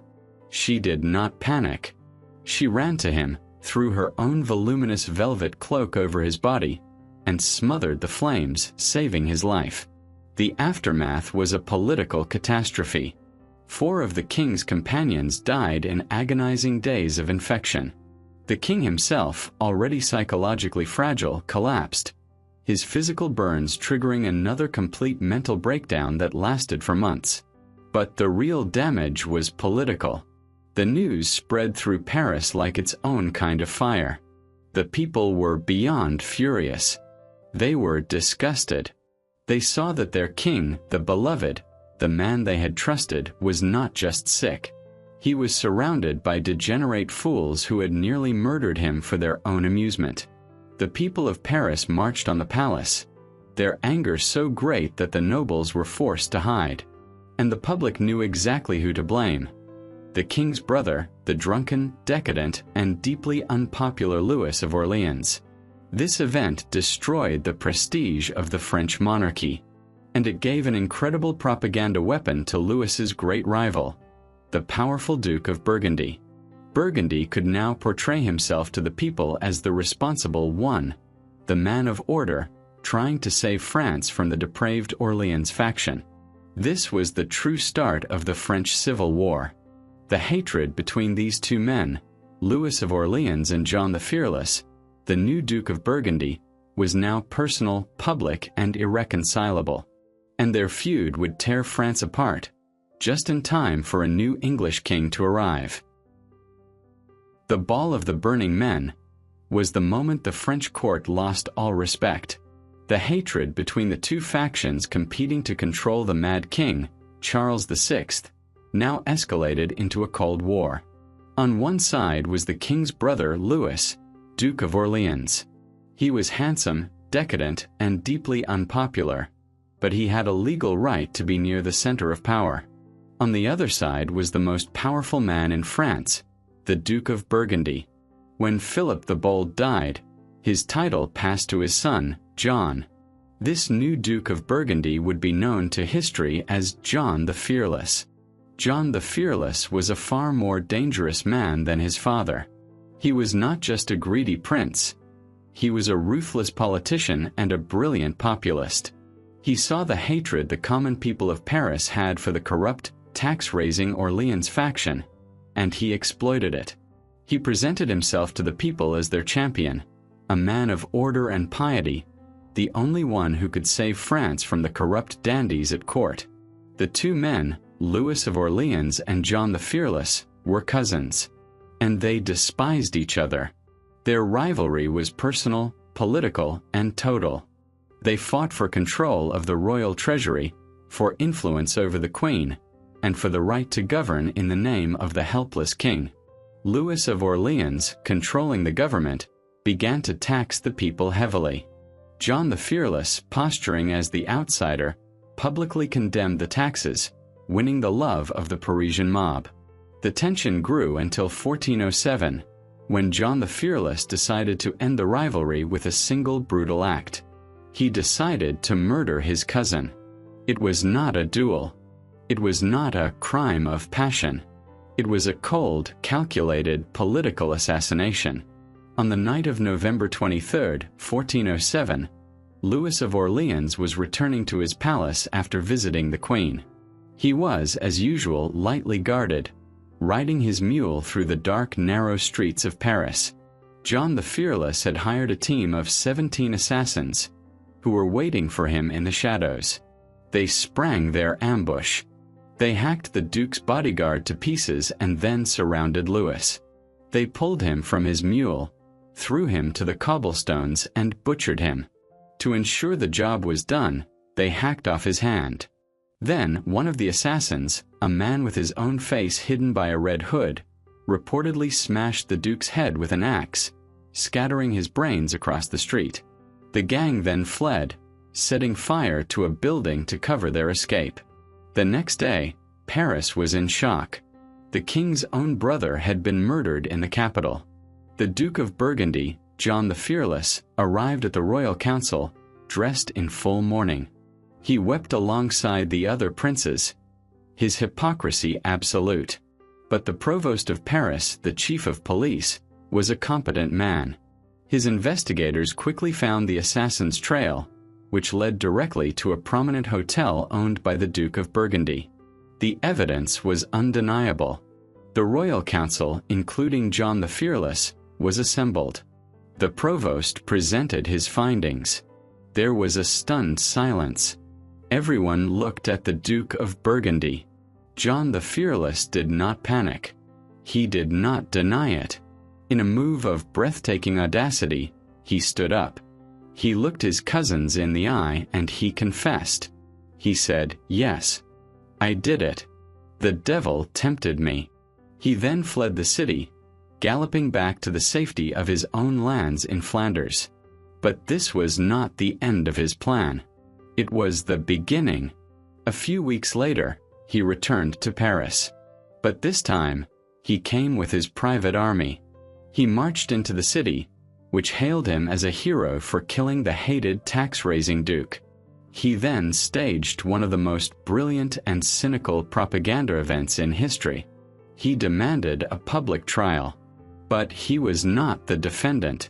He was the prosecutor. He hired a prominent university theologian, Jean Petit, to deliver a public justification. In a 4-hour speech, Petit argued that Louis of Orleans was not a victim. He was a tyrant, a corrupt, decadent, tax-loving, and possibly magical tyrant who was slowly poisoning the king.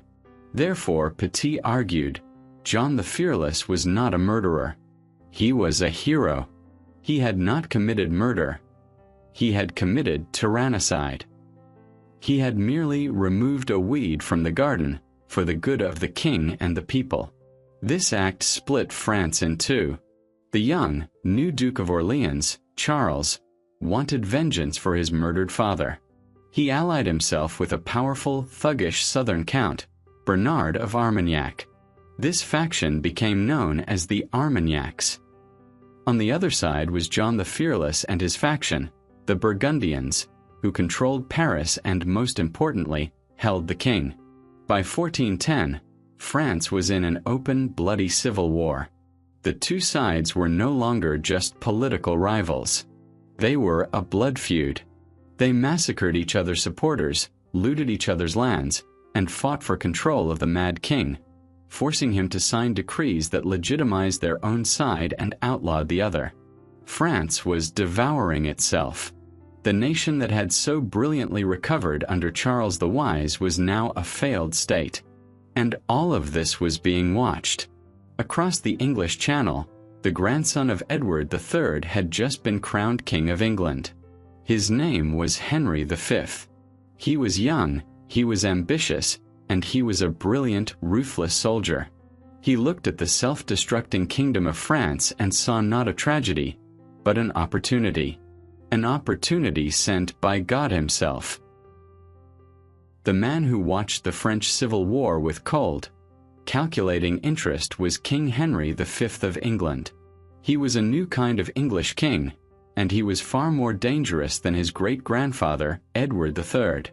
Edward III was a chivalric marketer who used war to build his brand. Henry V was a hardened professional soldier who believed he was an instrument of God. To understand Henry, you must first understand his father, Henry IV. His father was not the rightful king. He was a usurper. He had seized the throne by force from his cousin, Richard II. This meant that Henry V grew up in a household defined by paranoia and insecurity. His family's claim to the crown was weak. He was haunted by the idea that he was the son of a traitor, not a true king. This insecurity was the forge of his character. From a young age, He knew he could not simply inherit the throne. He would have to earn it. He would have to prove not just to his people but to God himself that his dynasty was the rightful one. There is a famous legend, popularized by Shakespeare, of Prince Hal, a wild, rebellious teenager who spent his youth drinking in taverns with a fat, jolly knight named Falstaff, breaking the law and disappointing his father. This is almost certainly a myth. The reality is that the teenage Henry was not drinking in taverns. He was fighting his father's wars. He was a battle-hardened veteran before he was 20. He spent his teenage years fighting a brutal guerrilla war against the Welsh rebel Owain Glywyd. He learned the hard, unglamorous side of warfare: sieges in the rain, supply lines, and counterinsurgency. At the age of just 16, at the Battle of Shrewsbury, he had his Prince Hal moment. But it was not one of rebellion. It was one of incredible courage. An enemy archer fired at him, and the arrow struck him in the face. It plunged 6 inches into his skull, just below his eye, lodging in the bone at the back of his head. A normal man would have died. A normal prince would have been carried from the field. Henry, bleeding profusely, refused to leave. He continued to fight until the battle was won. Only then did he submit to the royal surgeon, who, in an agonizing hour-long operation, used specially designed tools to slowly screw into the arrowhead and extract it from his skull, saving his life. This was the true Henry V. He was not a drunkard. He was a man of unbelievable toughness, courage, and self-discipline, who bore the massive scar on his face as a badge of honor. When he took the throne in 1413 at the age of 26, the transformation was immediate. The party prince legend, even if false, died. A new king emerged. He was cold, austere, demanding, and fanatically pious. He prayed for hours a day. He saw the world in black and white, as God's will or as sin. And he looked at France. He saw a kingdom with a mad king, ruled by 2 feuding factions of decadent nobles who were murdering each other. He did not just see political opportunity. He saw divine opportunity. He convinced himself that God had sent this civil war to punish the French for their sins. And he, Henry, was God's chosen instrument to deliver that punishment and, in the process, to take back what was rightfully his, the crown of France. This was not a marketing ploy, as it had been for Edward III. Henry V genuinely, zealously believed it. But it was also brilliant politics. By reviving the claim on the French crown, he did 2 things. First, he united his own bickering, rebellious nobles against a common, hated enemy. He pointed their aggression away from his own questionable title and towards France. Second, he hoped that a glorious, decisive victory, a victory blessed by God, would wash away the sin of his father's usurpation and prove to the world that his family, the House of Lancaster, was the one true dynasty. He immediately sent ambassadors to France, making demands he knew they could never accept. He demanded the entire territory of Aquitaine, the hand of the French princess, Catherine, and an enormous dowry. The feuding French factions, the Armagnacs and Burgundians, were so busy fighting each other that they barely took him seriously. The young Dauphin, in a famous, arrogant gesture, supposedly sent Henry a gift. It was a chest full of tennis balls, mocking the English king as a playboy prince who should stick to games. This insult was, for Henry, the final confirmation of God's will. The French were not just sinful, they were arrogant. They had to be punished. In 1415, he gathered a small, professional, and fanatically loyal army. He was not a night king like John the Good. He was a CEO general, just like Edward III. He sailed for France, not for a glorious chevauchee, but for a hard professional conquest. His target, the great port of Harfleur. The campaign that would end at Agincourt had begun. Henry V's great invasion of 1415 began, not with a triumph, but with a disaster. His target, the port of Harfleur, was heavily defended. Henry pounded the city with cannons, but the city held out for 5 brutal weeks. By the time Harfleur finally surrendered, it was a hollow victory. The English camp, stuck in the fetid marshes, had been ravaged by dysentery. The bloody flux had killed thousands of his men and left thousands more too sick to even walk. By October, Henry was in a desperate position. The campaign season was over. The smart move was to simply sail home. But for Henry, a man who believed he was on a divine mission, a retreat looked like a failure, a sign that God was not on his side. So he made a decision of supreme arrogance. He decided to march his small, sick, and exhausted army, perhaps only 6,000 men, overland across 150 miles of hostile French territory. His goal, the English-held port of Calais. He was daring the French to stop him. The feuding French factions were, for a moment, shocked into unity. The Armagnac faction gathered a massive army, perhaps 30,000 men, fresh, well-equipped, and burning to avenge the old defeats. They easily won the race to Calais and blocked Henry's path near a village called Agincourt. On the night of October 24, 1415, the two armies camped opposite each other. The mood in the French camp was celebratory. The nobles were laughing, drinking, and playing dice for the English lords they expected to capture. The English camp was silent, dark, and grim. The men were starving, sick with dysentery, and soaked to the bone. Heavy rain had been falling for days, turning the entire region into a sea of mud. They were trapped and expected to die. When the sun rose on October 25th, St. Crispin's Day, the battlefield was revealed. And the French arrogance had already sealed their fate. They had positioned their massive army in a narrow, freshly plowed field, flanked on both sides by 2 dense woods. This narrow corridor meant that their massive numbers were useless. They could not use their flanks. They could only attack in a narrow, dense column. And the rain had turned this narrow field into a deep, heavy, liquid mud trap. Henry V, the veteran general, saw the terrain and knew it was his only chance. He positioned his tiny army to block the corridor. He repeated the Crécy formula: dismounted knights in the center, longbowmen on the flanks. But he added a crucial innovation. He ordered his archers to plant 6-foot sharpened stakes in the ground in front of them. A simple, lethal anti-cavalry fence. For 3 hours, neither side moved. Henry knew he had to provoke the fight. He gave the order. The entire English army pulled up its stakes, advanced until they were just within longbow range, replanted their stakes, and fired the first arrow volley. This was the ultimate insult. The tiny, sick English army had dared to attack them. The enraged French vanguard began their glorious charge. It was a disaster. The heavy war horses slipped and struggled in the knee-deep mud, which slowed their charge to a stumbling walk. They were funneled into the narrow killing zone and systematically annihilated by the English archers. Then came the main French battle. Thousands of dismounted knights, just as at Poitiers. They began their long, slow, agonizing march. They were weighed down by the heaviest plate armor in the world. The mud, a thick, clay-like slurry, sucked at their steel-plated boots.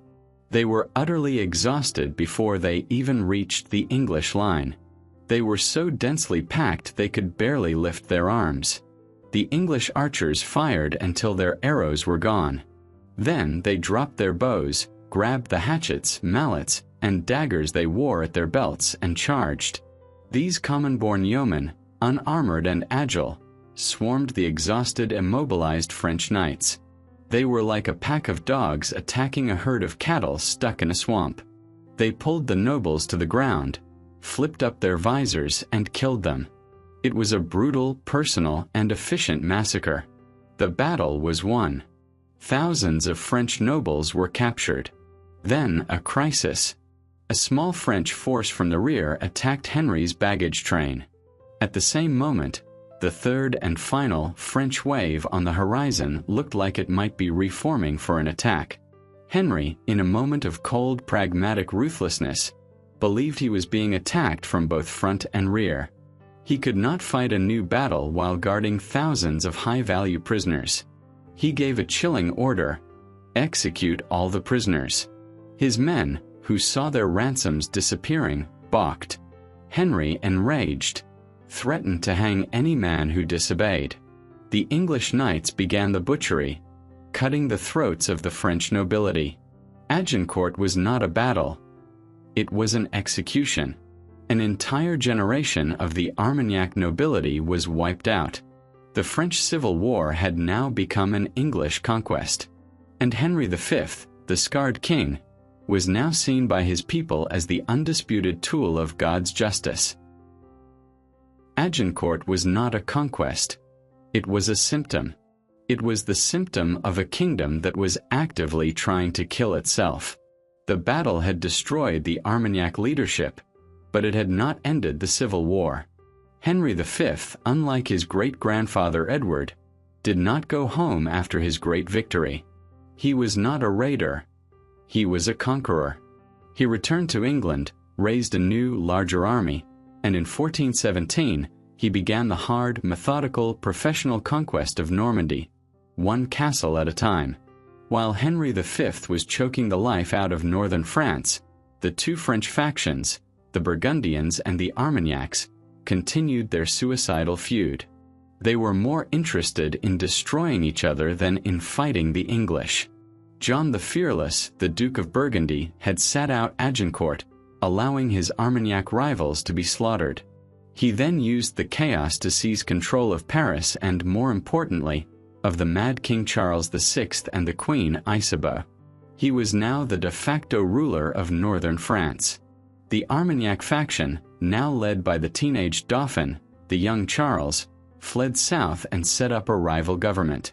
France now had two kings, one mad, one uncrowned, and it had an English invader who was calmly picking them both apart. By 1419, even the Dauphin and John the Fearless realized this could not continue. If they did not unite, Henry V would take everything. A meeting was arranged. It was a summit for peace, a last desperate attempt to unite France against the common enemy. It was to be held on neutral ground, on a heavily fortified bridge over the River Seine at the town of Montereau. In September 1419, the two leaders, John the Fearless of Burgundy and the young Dauphin Charles, agreed to meet in the middle of the bridge, each with only 10 trusted knights. John the Fearless knelt before the Dauphin, as was proper. He placed his hand on his sword, perhaps as a gesture of loyalty, or perhaps in nervousness. One of the Dauphin's men, a hot-headed Armagnac named Tanneguy du Châtel, suddenly stepped forward. He saw the Duke's hand on his sword and shouted, "Do you put your hand on your sword in the presence of the Dauphin?" And then he struck. He raised his battle-axe and buried it in the Duke's face. The rest of the Dauphin's men, in a pre-planned or spontaneous act of revenge, swarmed the Duke. They stabbed him with spears and daggers, killing him on the spot. It was an act of political insanity.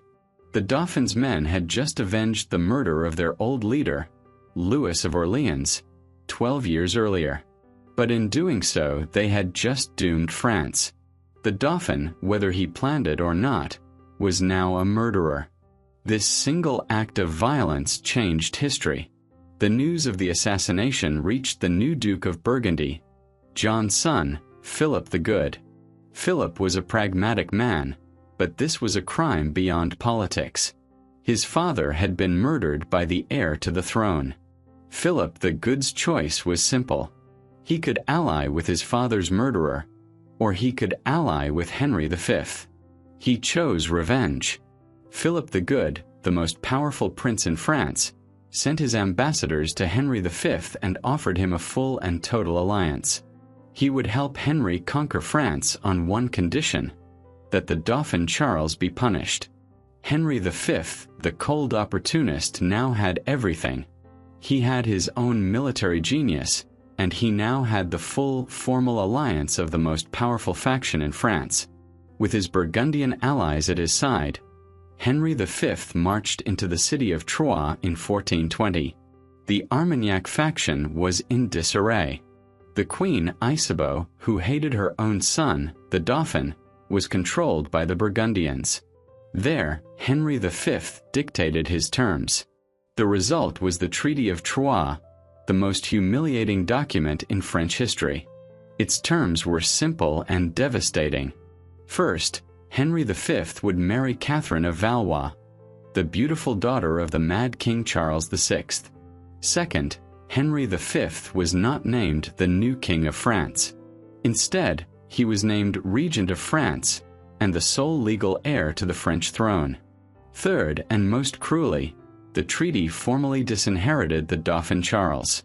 It declared him a bastard, the so-called Dauphin, and stripped him of all rights to his own crown. The mad King Charles VI, in a moment of tragic lucidity, was forced to sign the document that disowned his only son. The French Parliament, under Burgundian control, ratified it. Two great kingdoms, England and France, were now legally set to become one dual monarchy, ruled by Henry V and his future children. The Dauphin Charles, now a 17-year-old boy, was an outlaw. He fled south across the Loire River, with only a small band of loyal Armagnacs. He was ridiculed by the victors as the King of Bourges, a pathetic title for a king who only ruled a small part of central France. Henry V had won. He had done what Edward III had only dreamed of. He was the King of England, the Regent of France, and the heir to both crowns. He was the most powerful man in the world.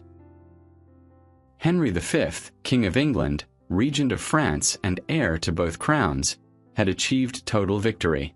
He had married the beautiful French princess, Catherine. She had given him a son, the young Henry VI. The dual monarchy was secured. And then, in 1422, at the absolute height of his power, the man who believed he was God's unstoppable instrument was defeated, not by a French army but by a bacteria. At a siege at Meaux, the 35-year-old warrior king, the victor of Agincourt, contracted dysentery. The bloody flux, the same disease that had ravaged his army at Harfleur, now came for him. He died in August 1422, a painful, unglamorous death. His great rival, the mad King Charles VI of France, outlived him by 2 months. In October, he too died, finally released from his torment. This created an absurd, impossible situation. According to the Treaty of Troyes, the new King of France was Henry VI. A baby. He was 9 months old. The English and their Burgundian allies dutifully proclaimed this infant King of England and France. To run the war, they appointed a highly competent regent, Henry V's brother, the Duke of Bedford. The disinherited Dauphin, the so-called King of Bourges, immediately proclaimed himself King Charles VII. France now had 2 kings named Charles and Henry. One was mad and dead. One was a baby. And one was a 19-year-old boy who was, by all accounts, a complete nervous wreck. This should have been Charles VII's great opportunity. The terrifying Henry V was gone. The English were now led by a regent, their divine mission now looking more like a messy political occupation. But the King of Bourges was incapable of seizing the moment. He was, to put it simply, a man broken by his childhood. Let us look at the man who was supposed to save France. Charles VII was not a warrior like the Black Prince. He was not a genius like his grandfather, Charles the Wise. He was a survivor, but a deeply traumatized one. His entire life had been a series of humiliations. As a teenager, he had watched his father's kingdom collapse into madness and civil war. He had been on the bridge at Montereau when his men murdered John the Fearless, an act that stained him with the reputation of an assassin. But the deepest wound was personal. The Treaty of Troyes, the document that stole his kingdom, had only been possible because his own mother, Queen Isabeau, had publicly supported it. She had, in effect, signed the paper that declared him a bastard. Imagine his psychological state. His father was insane. His mother had disowned him. His country had been legally given to his greatest enemy. He was haunted by a gnawing, terrible doubt. What if they were right? What if he was a bastard? What if he wasn't the rightful king? This doubt paralyzed him. He was not a fighter. He was weak-willed, physically frail, and deeply insecure. He was surrounded by bickering Armagnac commanders who were losing battle after battle against the efficient Duke of Bedford. The English and Burgundians were methodically pushing south, capturing his territory, castle by castle. Charles VII did not lead his armies. He did not inspire his people. He hid.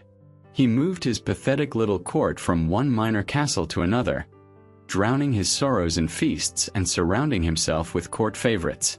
He was famous for his ugly mistresses, and he seemed to spend more time consulting with astrologers than with his generals. He was, in short, depressed. He was a man who did not believe in his own cause. And by 1428, that cause was on the brink of total annihilation. The Duke of Bedford and his Anglo-Burgundian allies had pushed all the way south to the last great obstacle, the Loire River. If they could cross the Loire, the King of Bourges and his little kingdom in the south would be finished. The key to the entire river, the linchpin of the whole defense, was the great fortified city of Orleans. In October 1428, the English army arrived and laid siege to Orleans. The situation was desperate. The French commanders inside were brave, but they were cut off. Charles VII, hiding in his castle at Chinon, was paralyzed with indecision. His advisors were already suggesting he flee the kingdom entirely, perhaps to Scotland or to Spain. The war was no longer a war. It was a mopping-up operation. The story of France was over. And it was at this moment, the absolute darkest, most hopeless moment of the entire 116-year conflict, that history stopped being a story of kings and generals and became a story of a miracle. In a small, remote village, a 16-year-old peasant girl, who could not read or write, began to hear voices. They were the voices of saints, she said, and they were giving her a message, a clear, divine, and utterly insane command. She, a teenage girl, must go to the king, lift the siege of Orleans, and lead him to the city of Reims to be crowned. The girl's name was Joan, or, in her language, Jehan. She was from a small village called Domremy, a tiny isolated pocket of pro-Armagnac loyalty, surrounded by hostile Burgundian territory. She was not a mystic who had hidden from the world. She was a child of the war. She had seen her village raided. She had grown up with the visceral, daily reality of the French collapse. She was, by all accounts, a normal, pious, and hard-working peasant girl. But at the age of 13, she claimed, something began. While she was in her father's garden, she saw a blinding light and heard a voice. She said it was Saint Michael, the Archangel, the protector of France. Soon, he was joined by Saint Catherine and Saint Margaret. For 3 years, the voices were personal. They told her to be good, to go to church. But as the war situation grew more desperate, and as the English laid siege to Orleans, the voices became urgent and specific. Their command was clear: she must leave her village, put on men's clothes, find the Dauphin, and lead his armies. She would break the siege of Orleans, and she would then lead Charles to Reims, the sacred city where all French kings were crowned, to receive his crown. To our modern minds, this is madness. To the medieval mind, it was one of two things: a profound divine miracle, or a dangerous demonic heresy. What made Joan different was not the voices. Many people claimed to have visions. What made Joan unstoppable was her certainty. In a world defined by doubt, where the king himself doubted his own legitimacy, this 16-year-old girl was the only person in France who was 100% absolutely and terrifyingly sure of what needed to be done. She was not arrogant. She was not a politician. She was a vessel for a mission. In 1428, she began her quest. She walked to the nearest loyal town and demanded to see the local commander, Robert de Baudricourt. She told him her mission. He laughed and told her cousins to take her home and give her a good spanking. Joan returned home. The voices became more insistent. She came back. And again. She became a local celebrity, a holy madwoman. She stood in the town square, telling everyone that God had spoken to her, and that only she could save France. Her certainty was magnetic. The commander, overwhelmed by her sheer force of will, finally relented, just to get rid of her. He gave her a horse and a small escort of soldiers. She cut her hair short, dressed as a man, and began a perilous 300-mile ride across enemy territory to find her king at Chinon. In February 1429, she arrived. The court of the King of Bourges was a desperate, cynical, and pathetic place. They saw her as a joke, another fanatic. But Charles VII, the depressed king, was desperate enough to try anything. He was intrigued. According to legend, he decided to test her. When Joan was brought into the Great Hall, Charles was not on the throne. He was hidden, dressed as a simple courtier, lost in the crowd of hundreds. The throne was empty, or occupied by a decoy. Joan, the uneducated peasant girl who had never seen him, walked into this massive hall. She ignored the throne. She scanned the crowd, walked directly to the short, insecure man hiding in the back, and knelt before him. "God give you long life, noble Dauphin," she said. Charles was stunned. He pointed to another man. "I am not the king. He is the king." Joan replied, "In God's name, gentle prince, it is you and no other." He took her to a private room, and there she told him her secret sign, a secret that made him weep and believe. We will never know what she said, but the consensus among historians is that she answered his deepest, most secret, paralyzing fear. She told him that her voices had confirmed that he was not a bastard, that he was the true and legitimate son of the king and the rightful heir of France. For Charles, this was a psychological bombshell. This girl was not just a general. She was the answer to his prayers. But Charles was still a careful politician. He did not send her straight to an army. He first sent her to the city of Poitiers to be exhaustively examined by a panel of priests and theologians. They were terrified of a scandal. If she was a witch and Charles used her, it would prove he was in league with the devil. For 3 weeks, they grilled her. They asked her complex theological questions. Joan, with her simple peasant logic, cut through their traps. If God wishes to save France, why does he need soldiers? They asked. In God's name, she replied. The soldiers will fight and God will give the victory. Finally, they asked for a sign, a miracle to prove her mission. Joan's reply was blunt. I have not come to Poitiers to give signs. My sign will be this, to lift the siege of Orleans. Give me men-at-arms and I will show you. The theologians returned to Charles with their verdict. They found no evil in her, only good humility and devotion. And they concluded, given the desperate, hopeless situation of the kingdom, perhaps she was the last best hope. Charles had his answer. He had nothing left to lose. He made the greatest gamble of the entire war. He agreed to Joan's request. He gave this 17-year-old girl a suit of white armor, a banner, and command of an army to relieve the city of Orleans. When Joan of Arc arrived at the besieged city of Orleans in April 1429, the veteran French commanders did not see a savior. They saw a problem. The leaders in the city, men like the bastard of Orleans, Dunois, were cynical, battle-hardened professionals. They were barely holding on.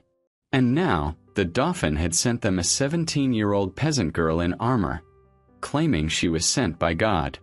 They saw her as a mascot at best, a dangerous distraction at worst. They tried to manage her. They held councils of war without her. Joan, whose certainty was her only weapon, would not have it. She famously stormed into their meetings, demanding to know God's plan, not their own. But her effect on the common soldiers was immediate and electric. The French army at Orleans was a broken, cynical, and demoralized force. They were losing. They believed God had abandoned them. Suddenly, this girl appeared. She was not a distant, arrogant noble. She was one of them. She walked among them, carrying her white banner, and she did not just hope for victory. She knew it. She insisted that they stop swearing, that they go to confession. She transformed a defeated garrison into a holy crusade. The English on the other side of the walls were also deeply religious, and they were terrified. This girl was not a saint. In their minds, she could only be one thing: a witch, a servant of the devil. The French generals, seeing this surge in morale, had no choice but to follow her lead. They launched a series of desperate, reckless assaults on the Tourelles, the massive English fortress that was the key to the entire siege. On May 7, 1429, the final assault began. Joan was, as always, at the very front, climbing a ladder against the fortress wall, her banner in her hand. An English longbowman took aim. An arrow a yard long, a cloth-yard shaft, struck her. It punched through her armor and buried itself 6 inches deep in her shoulder, near her neck. She fell. A roar of despair went up from the French soldiers. Their miracle was broken. The attack faltered. But Joan was not a normal soldier. According to the legend, she was carried to the rear, where she pulled the arrow out of her own body. She refused to be charmed by the soldiers' superstitions. She had it dressed with olive oil, said a prayer, and then demanded to be put back on her feet. She staggered back to the front line, her armor stained with blood, and raised her banner. The French soldiers saw this. They saw their saint, who had taken a mortal wound, return to lead them. It was not a defeat. It was a resurrection. They went insane with a kind of holy rage. They surged forward in one massive, unstoppable wave. They stormed the Tourelles, slaughtered the English defenders, and the fortress fell. The English morale did not just crack. It shattered. Their commanders, who had believed for a decade that God was on their side, were now convinced they were fighting the forces of hell. They had no stomach for it. 9 days after Joan's arrival, the English army burned its own camps, abandoned the siege, and retreated. Joan had done the impossible. She had broken the siege. But her voices had given her 2 commands. The siege was only the first. The second was the coronation. She returned to Charles VII and insisted that he must go to Reims. Reims was deep in enemy territory. It was a suicidal march. But Joan's victory at Orleans had given her an aura of invincibility. The army, now believing in her completely, followed. They began to clear the Loire Valley. At the Battle of Patay, the new aggressive French army caught the English in the open field. Before the English longbowmen could even plant their defensive stakes, the French cavalry, led by Joan's ferocious captain, La Hire, charged. It was the reverse Agincourt. The English archers, the terror of Europe, were caught flat-footed and were simply ridden down and massacred. The myth of the longbow's invincibility was broken. The march to Reims was no longer a military campaign. It was a triumphal procession. Towns that were held by Burgundian and English troops saw Joan's white banner approaching, and they simply opened their gates. They were surrendering not to an army, but to a miracle. On July 17, 1429, in the great cathedral at Reims, the sacred site of French kingship, Charles VII was anointed with holy oil and crowned King of France. Joan of Arc stood beside him, her banner in her hand. This was the true victory. It was not a military victory. It was a psychological and legal one. The coronation at Reims, in the eyes of the people and in the eyes of God, completely erased the Treaty of Troyes. It proved that Charles VII was not the bastard king of Bourges. He was the one true anointed king of France. Joan's mission was complete. She had saved the kingdom. But the war was not over. And for Joan, the hero, the story was about to turn very dark. After the coronation at Reims, Joan of Arc was a living legend. In her mind, the mission was not over. The voices had given her a king. Now she had to give him his kingdom. She wanted to march on Paris. But her king, Charles VII, was no longer the desperate dauphin. He was the anointed king. And he was, at his core, a politician, not a crusader. He saw that the true enemy was not just England, but the English-Burgundian alliance. He wanted to use diplomacy to break the alliance. Joan only knew how to attack. He reluctantly agreed to her assault on Paris. It was a disaster. The attack failed. Joan, leading from the front, was wounded by a crossbow bolt to the thigh. The miracle had faltered. The court's cynical politicians, who had always resented her, now had their proof. The magic was gone. Charles pulled the army back, preferring to negotiate.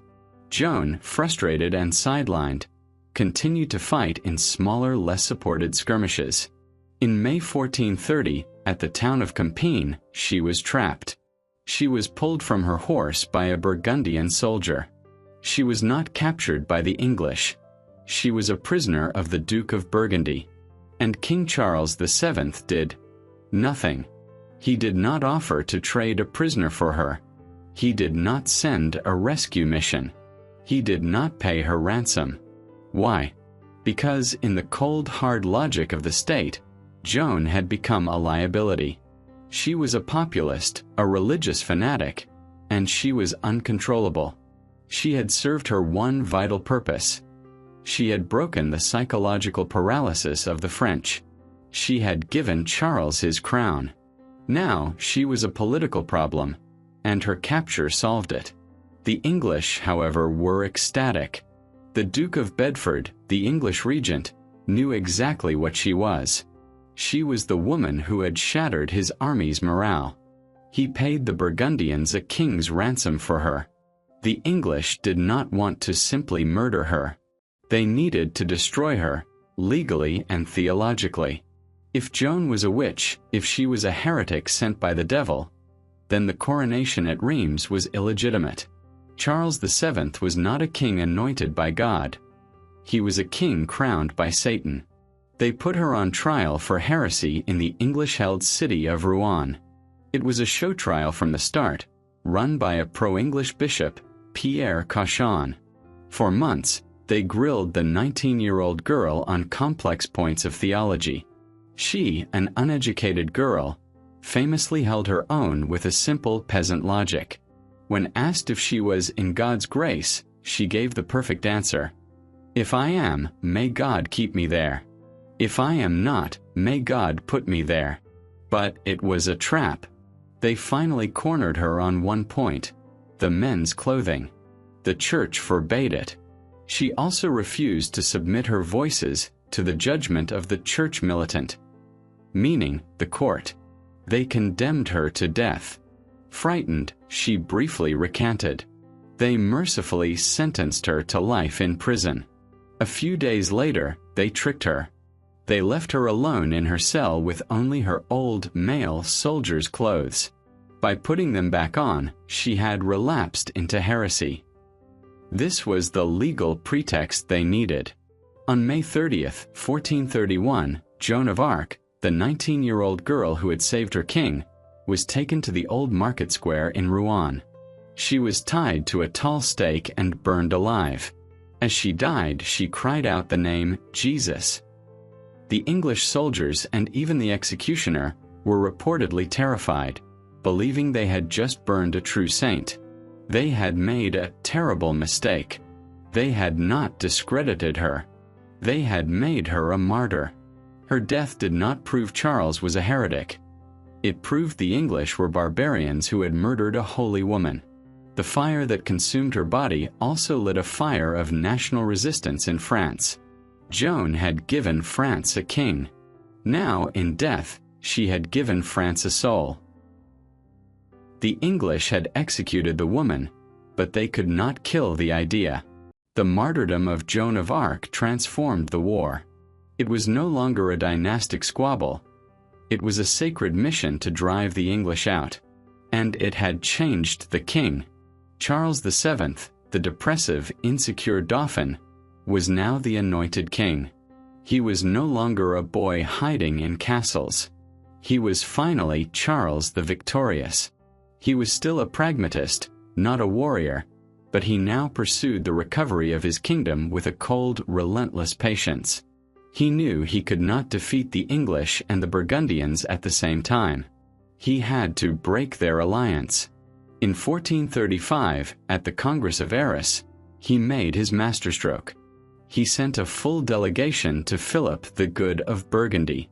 And he did what he, the king, had never done before. He formally apologized for the murder of Philip's father on the bridge at Montereau. For Philip the Good, this was enough. The English cause was weakening. His vengeance was satisfied.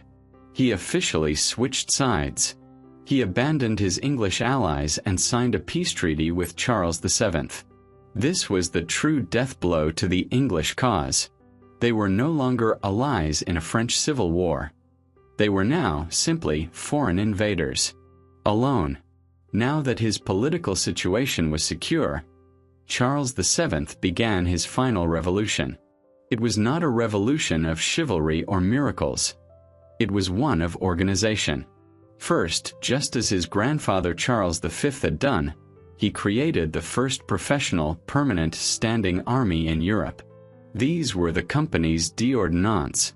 They were paid by the king, loyal to the king, and they replaced the unreliable feudal lords and the marauding mercenaries.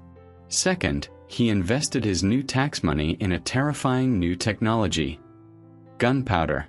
He hired two brothers, Jean and Gaspard Bureau. They were not knights. They were engineers. They were masters of artillery. They gave Charles the most advanced, most powerful, and most numerous cannon force in the world. The old English tactics were about to meet the new French technology. The reconquest of Normandy began. In 1450, at the Battle of Formigny, the English tried to use the old winning formula from Agincourt. They dismounted their knights and planted their archers behind stakes. The French did not charge.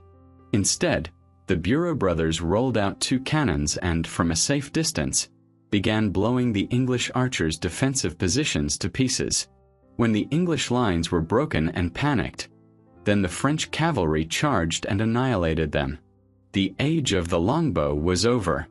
The final dying act of the war came, fittingly, in Aquitaine, the very province that had started the entire conflict 116 years earlier. The Gascon lords, who had been English for 300 years, found they disliked their new efficient French masters. They invited the English back. England, now weak and divided, sent one last army, led by one last great old-school warrior: John Talbot, the English Achilles. He was a 70-year-old veteran of the entire war, a man who believed in the old ways of courage and the charge. In 1453, at the town of Castillon, the French army, led by the Bureau brothers, was waiting. But they were not in an open field. They had built a fortified camp, a wall of earth and wood. And along that wall, they had placed their 300 cannons wheel to wheel. It was a giant, fixed machine gun nest. Talbot, in a final, glorious, and suicidal act of chivalric arrogance, looked at the camp and ordered a direct, head-on charge. It was the reverse Agincourt, the English knights and yeomen, shouting for Talbot and St. George, charged, and the French artillery opened fire. It was not a battle. It was an industrial slaughter.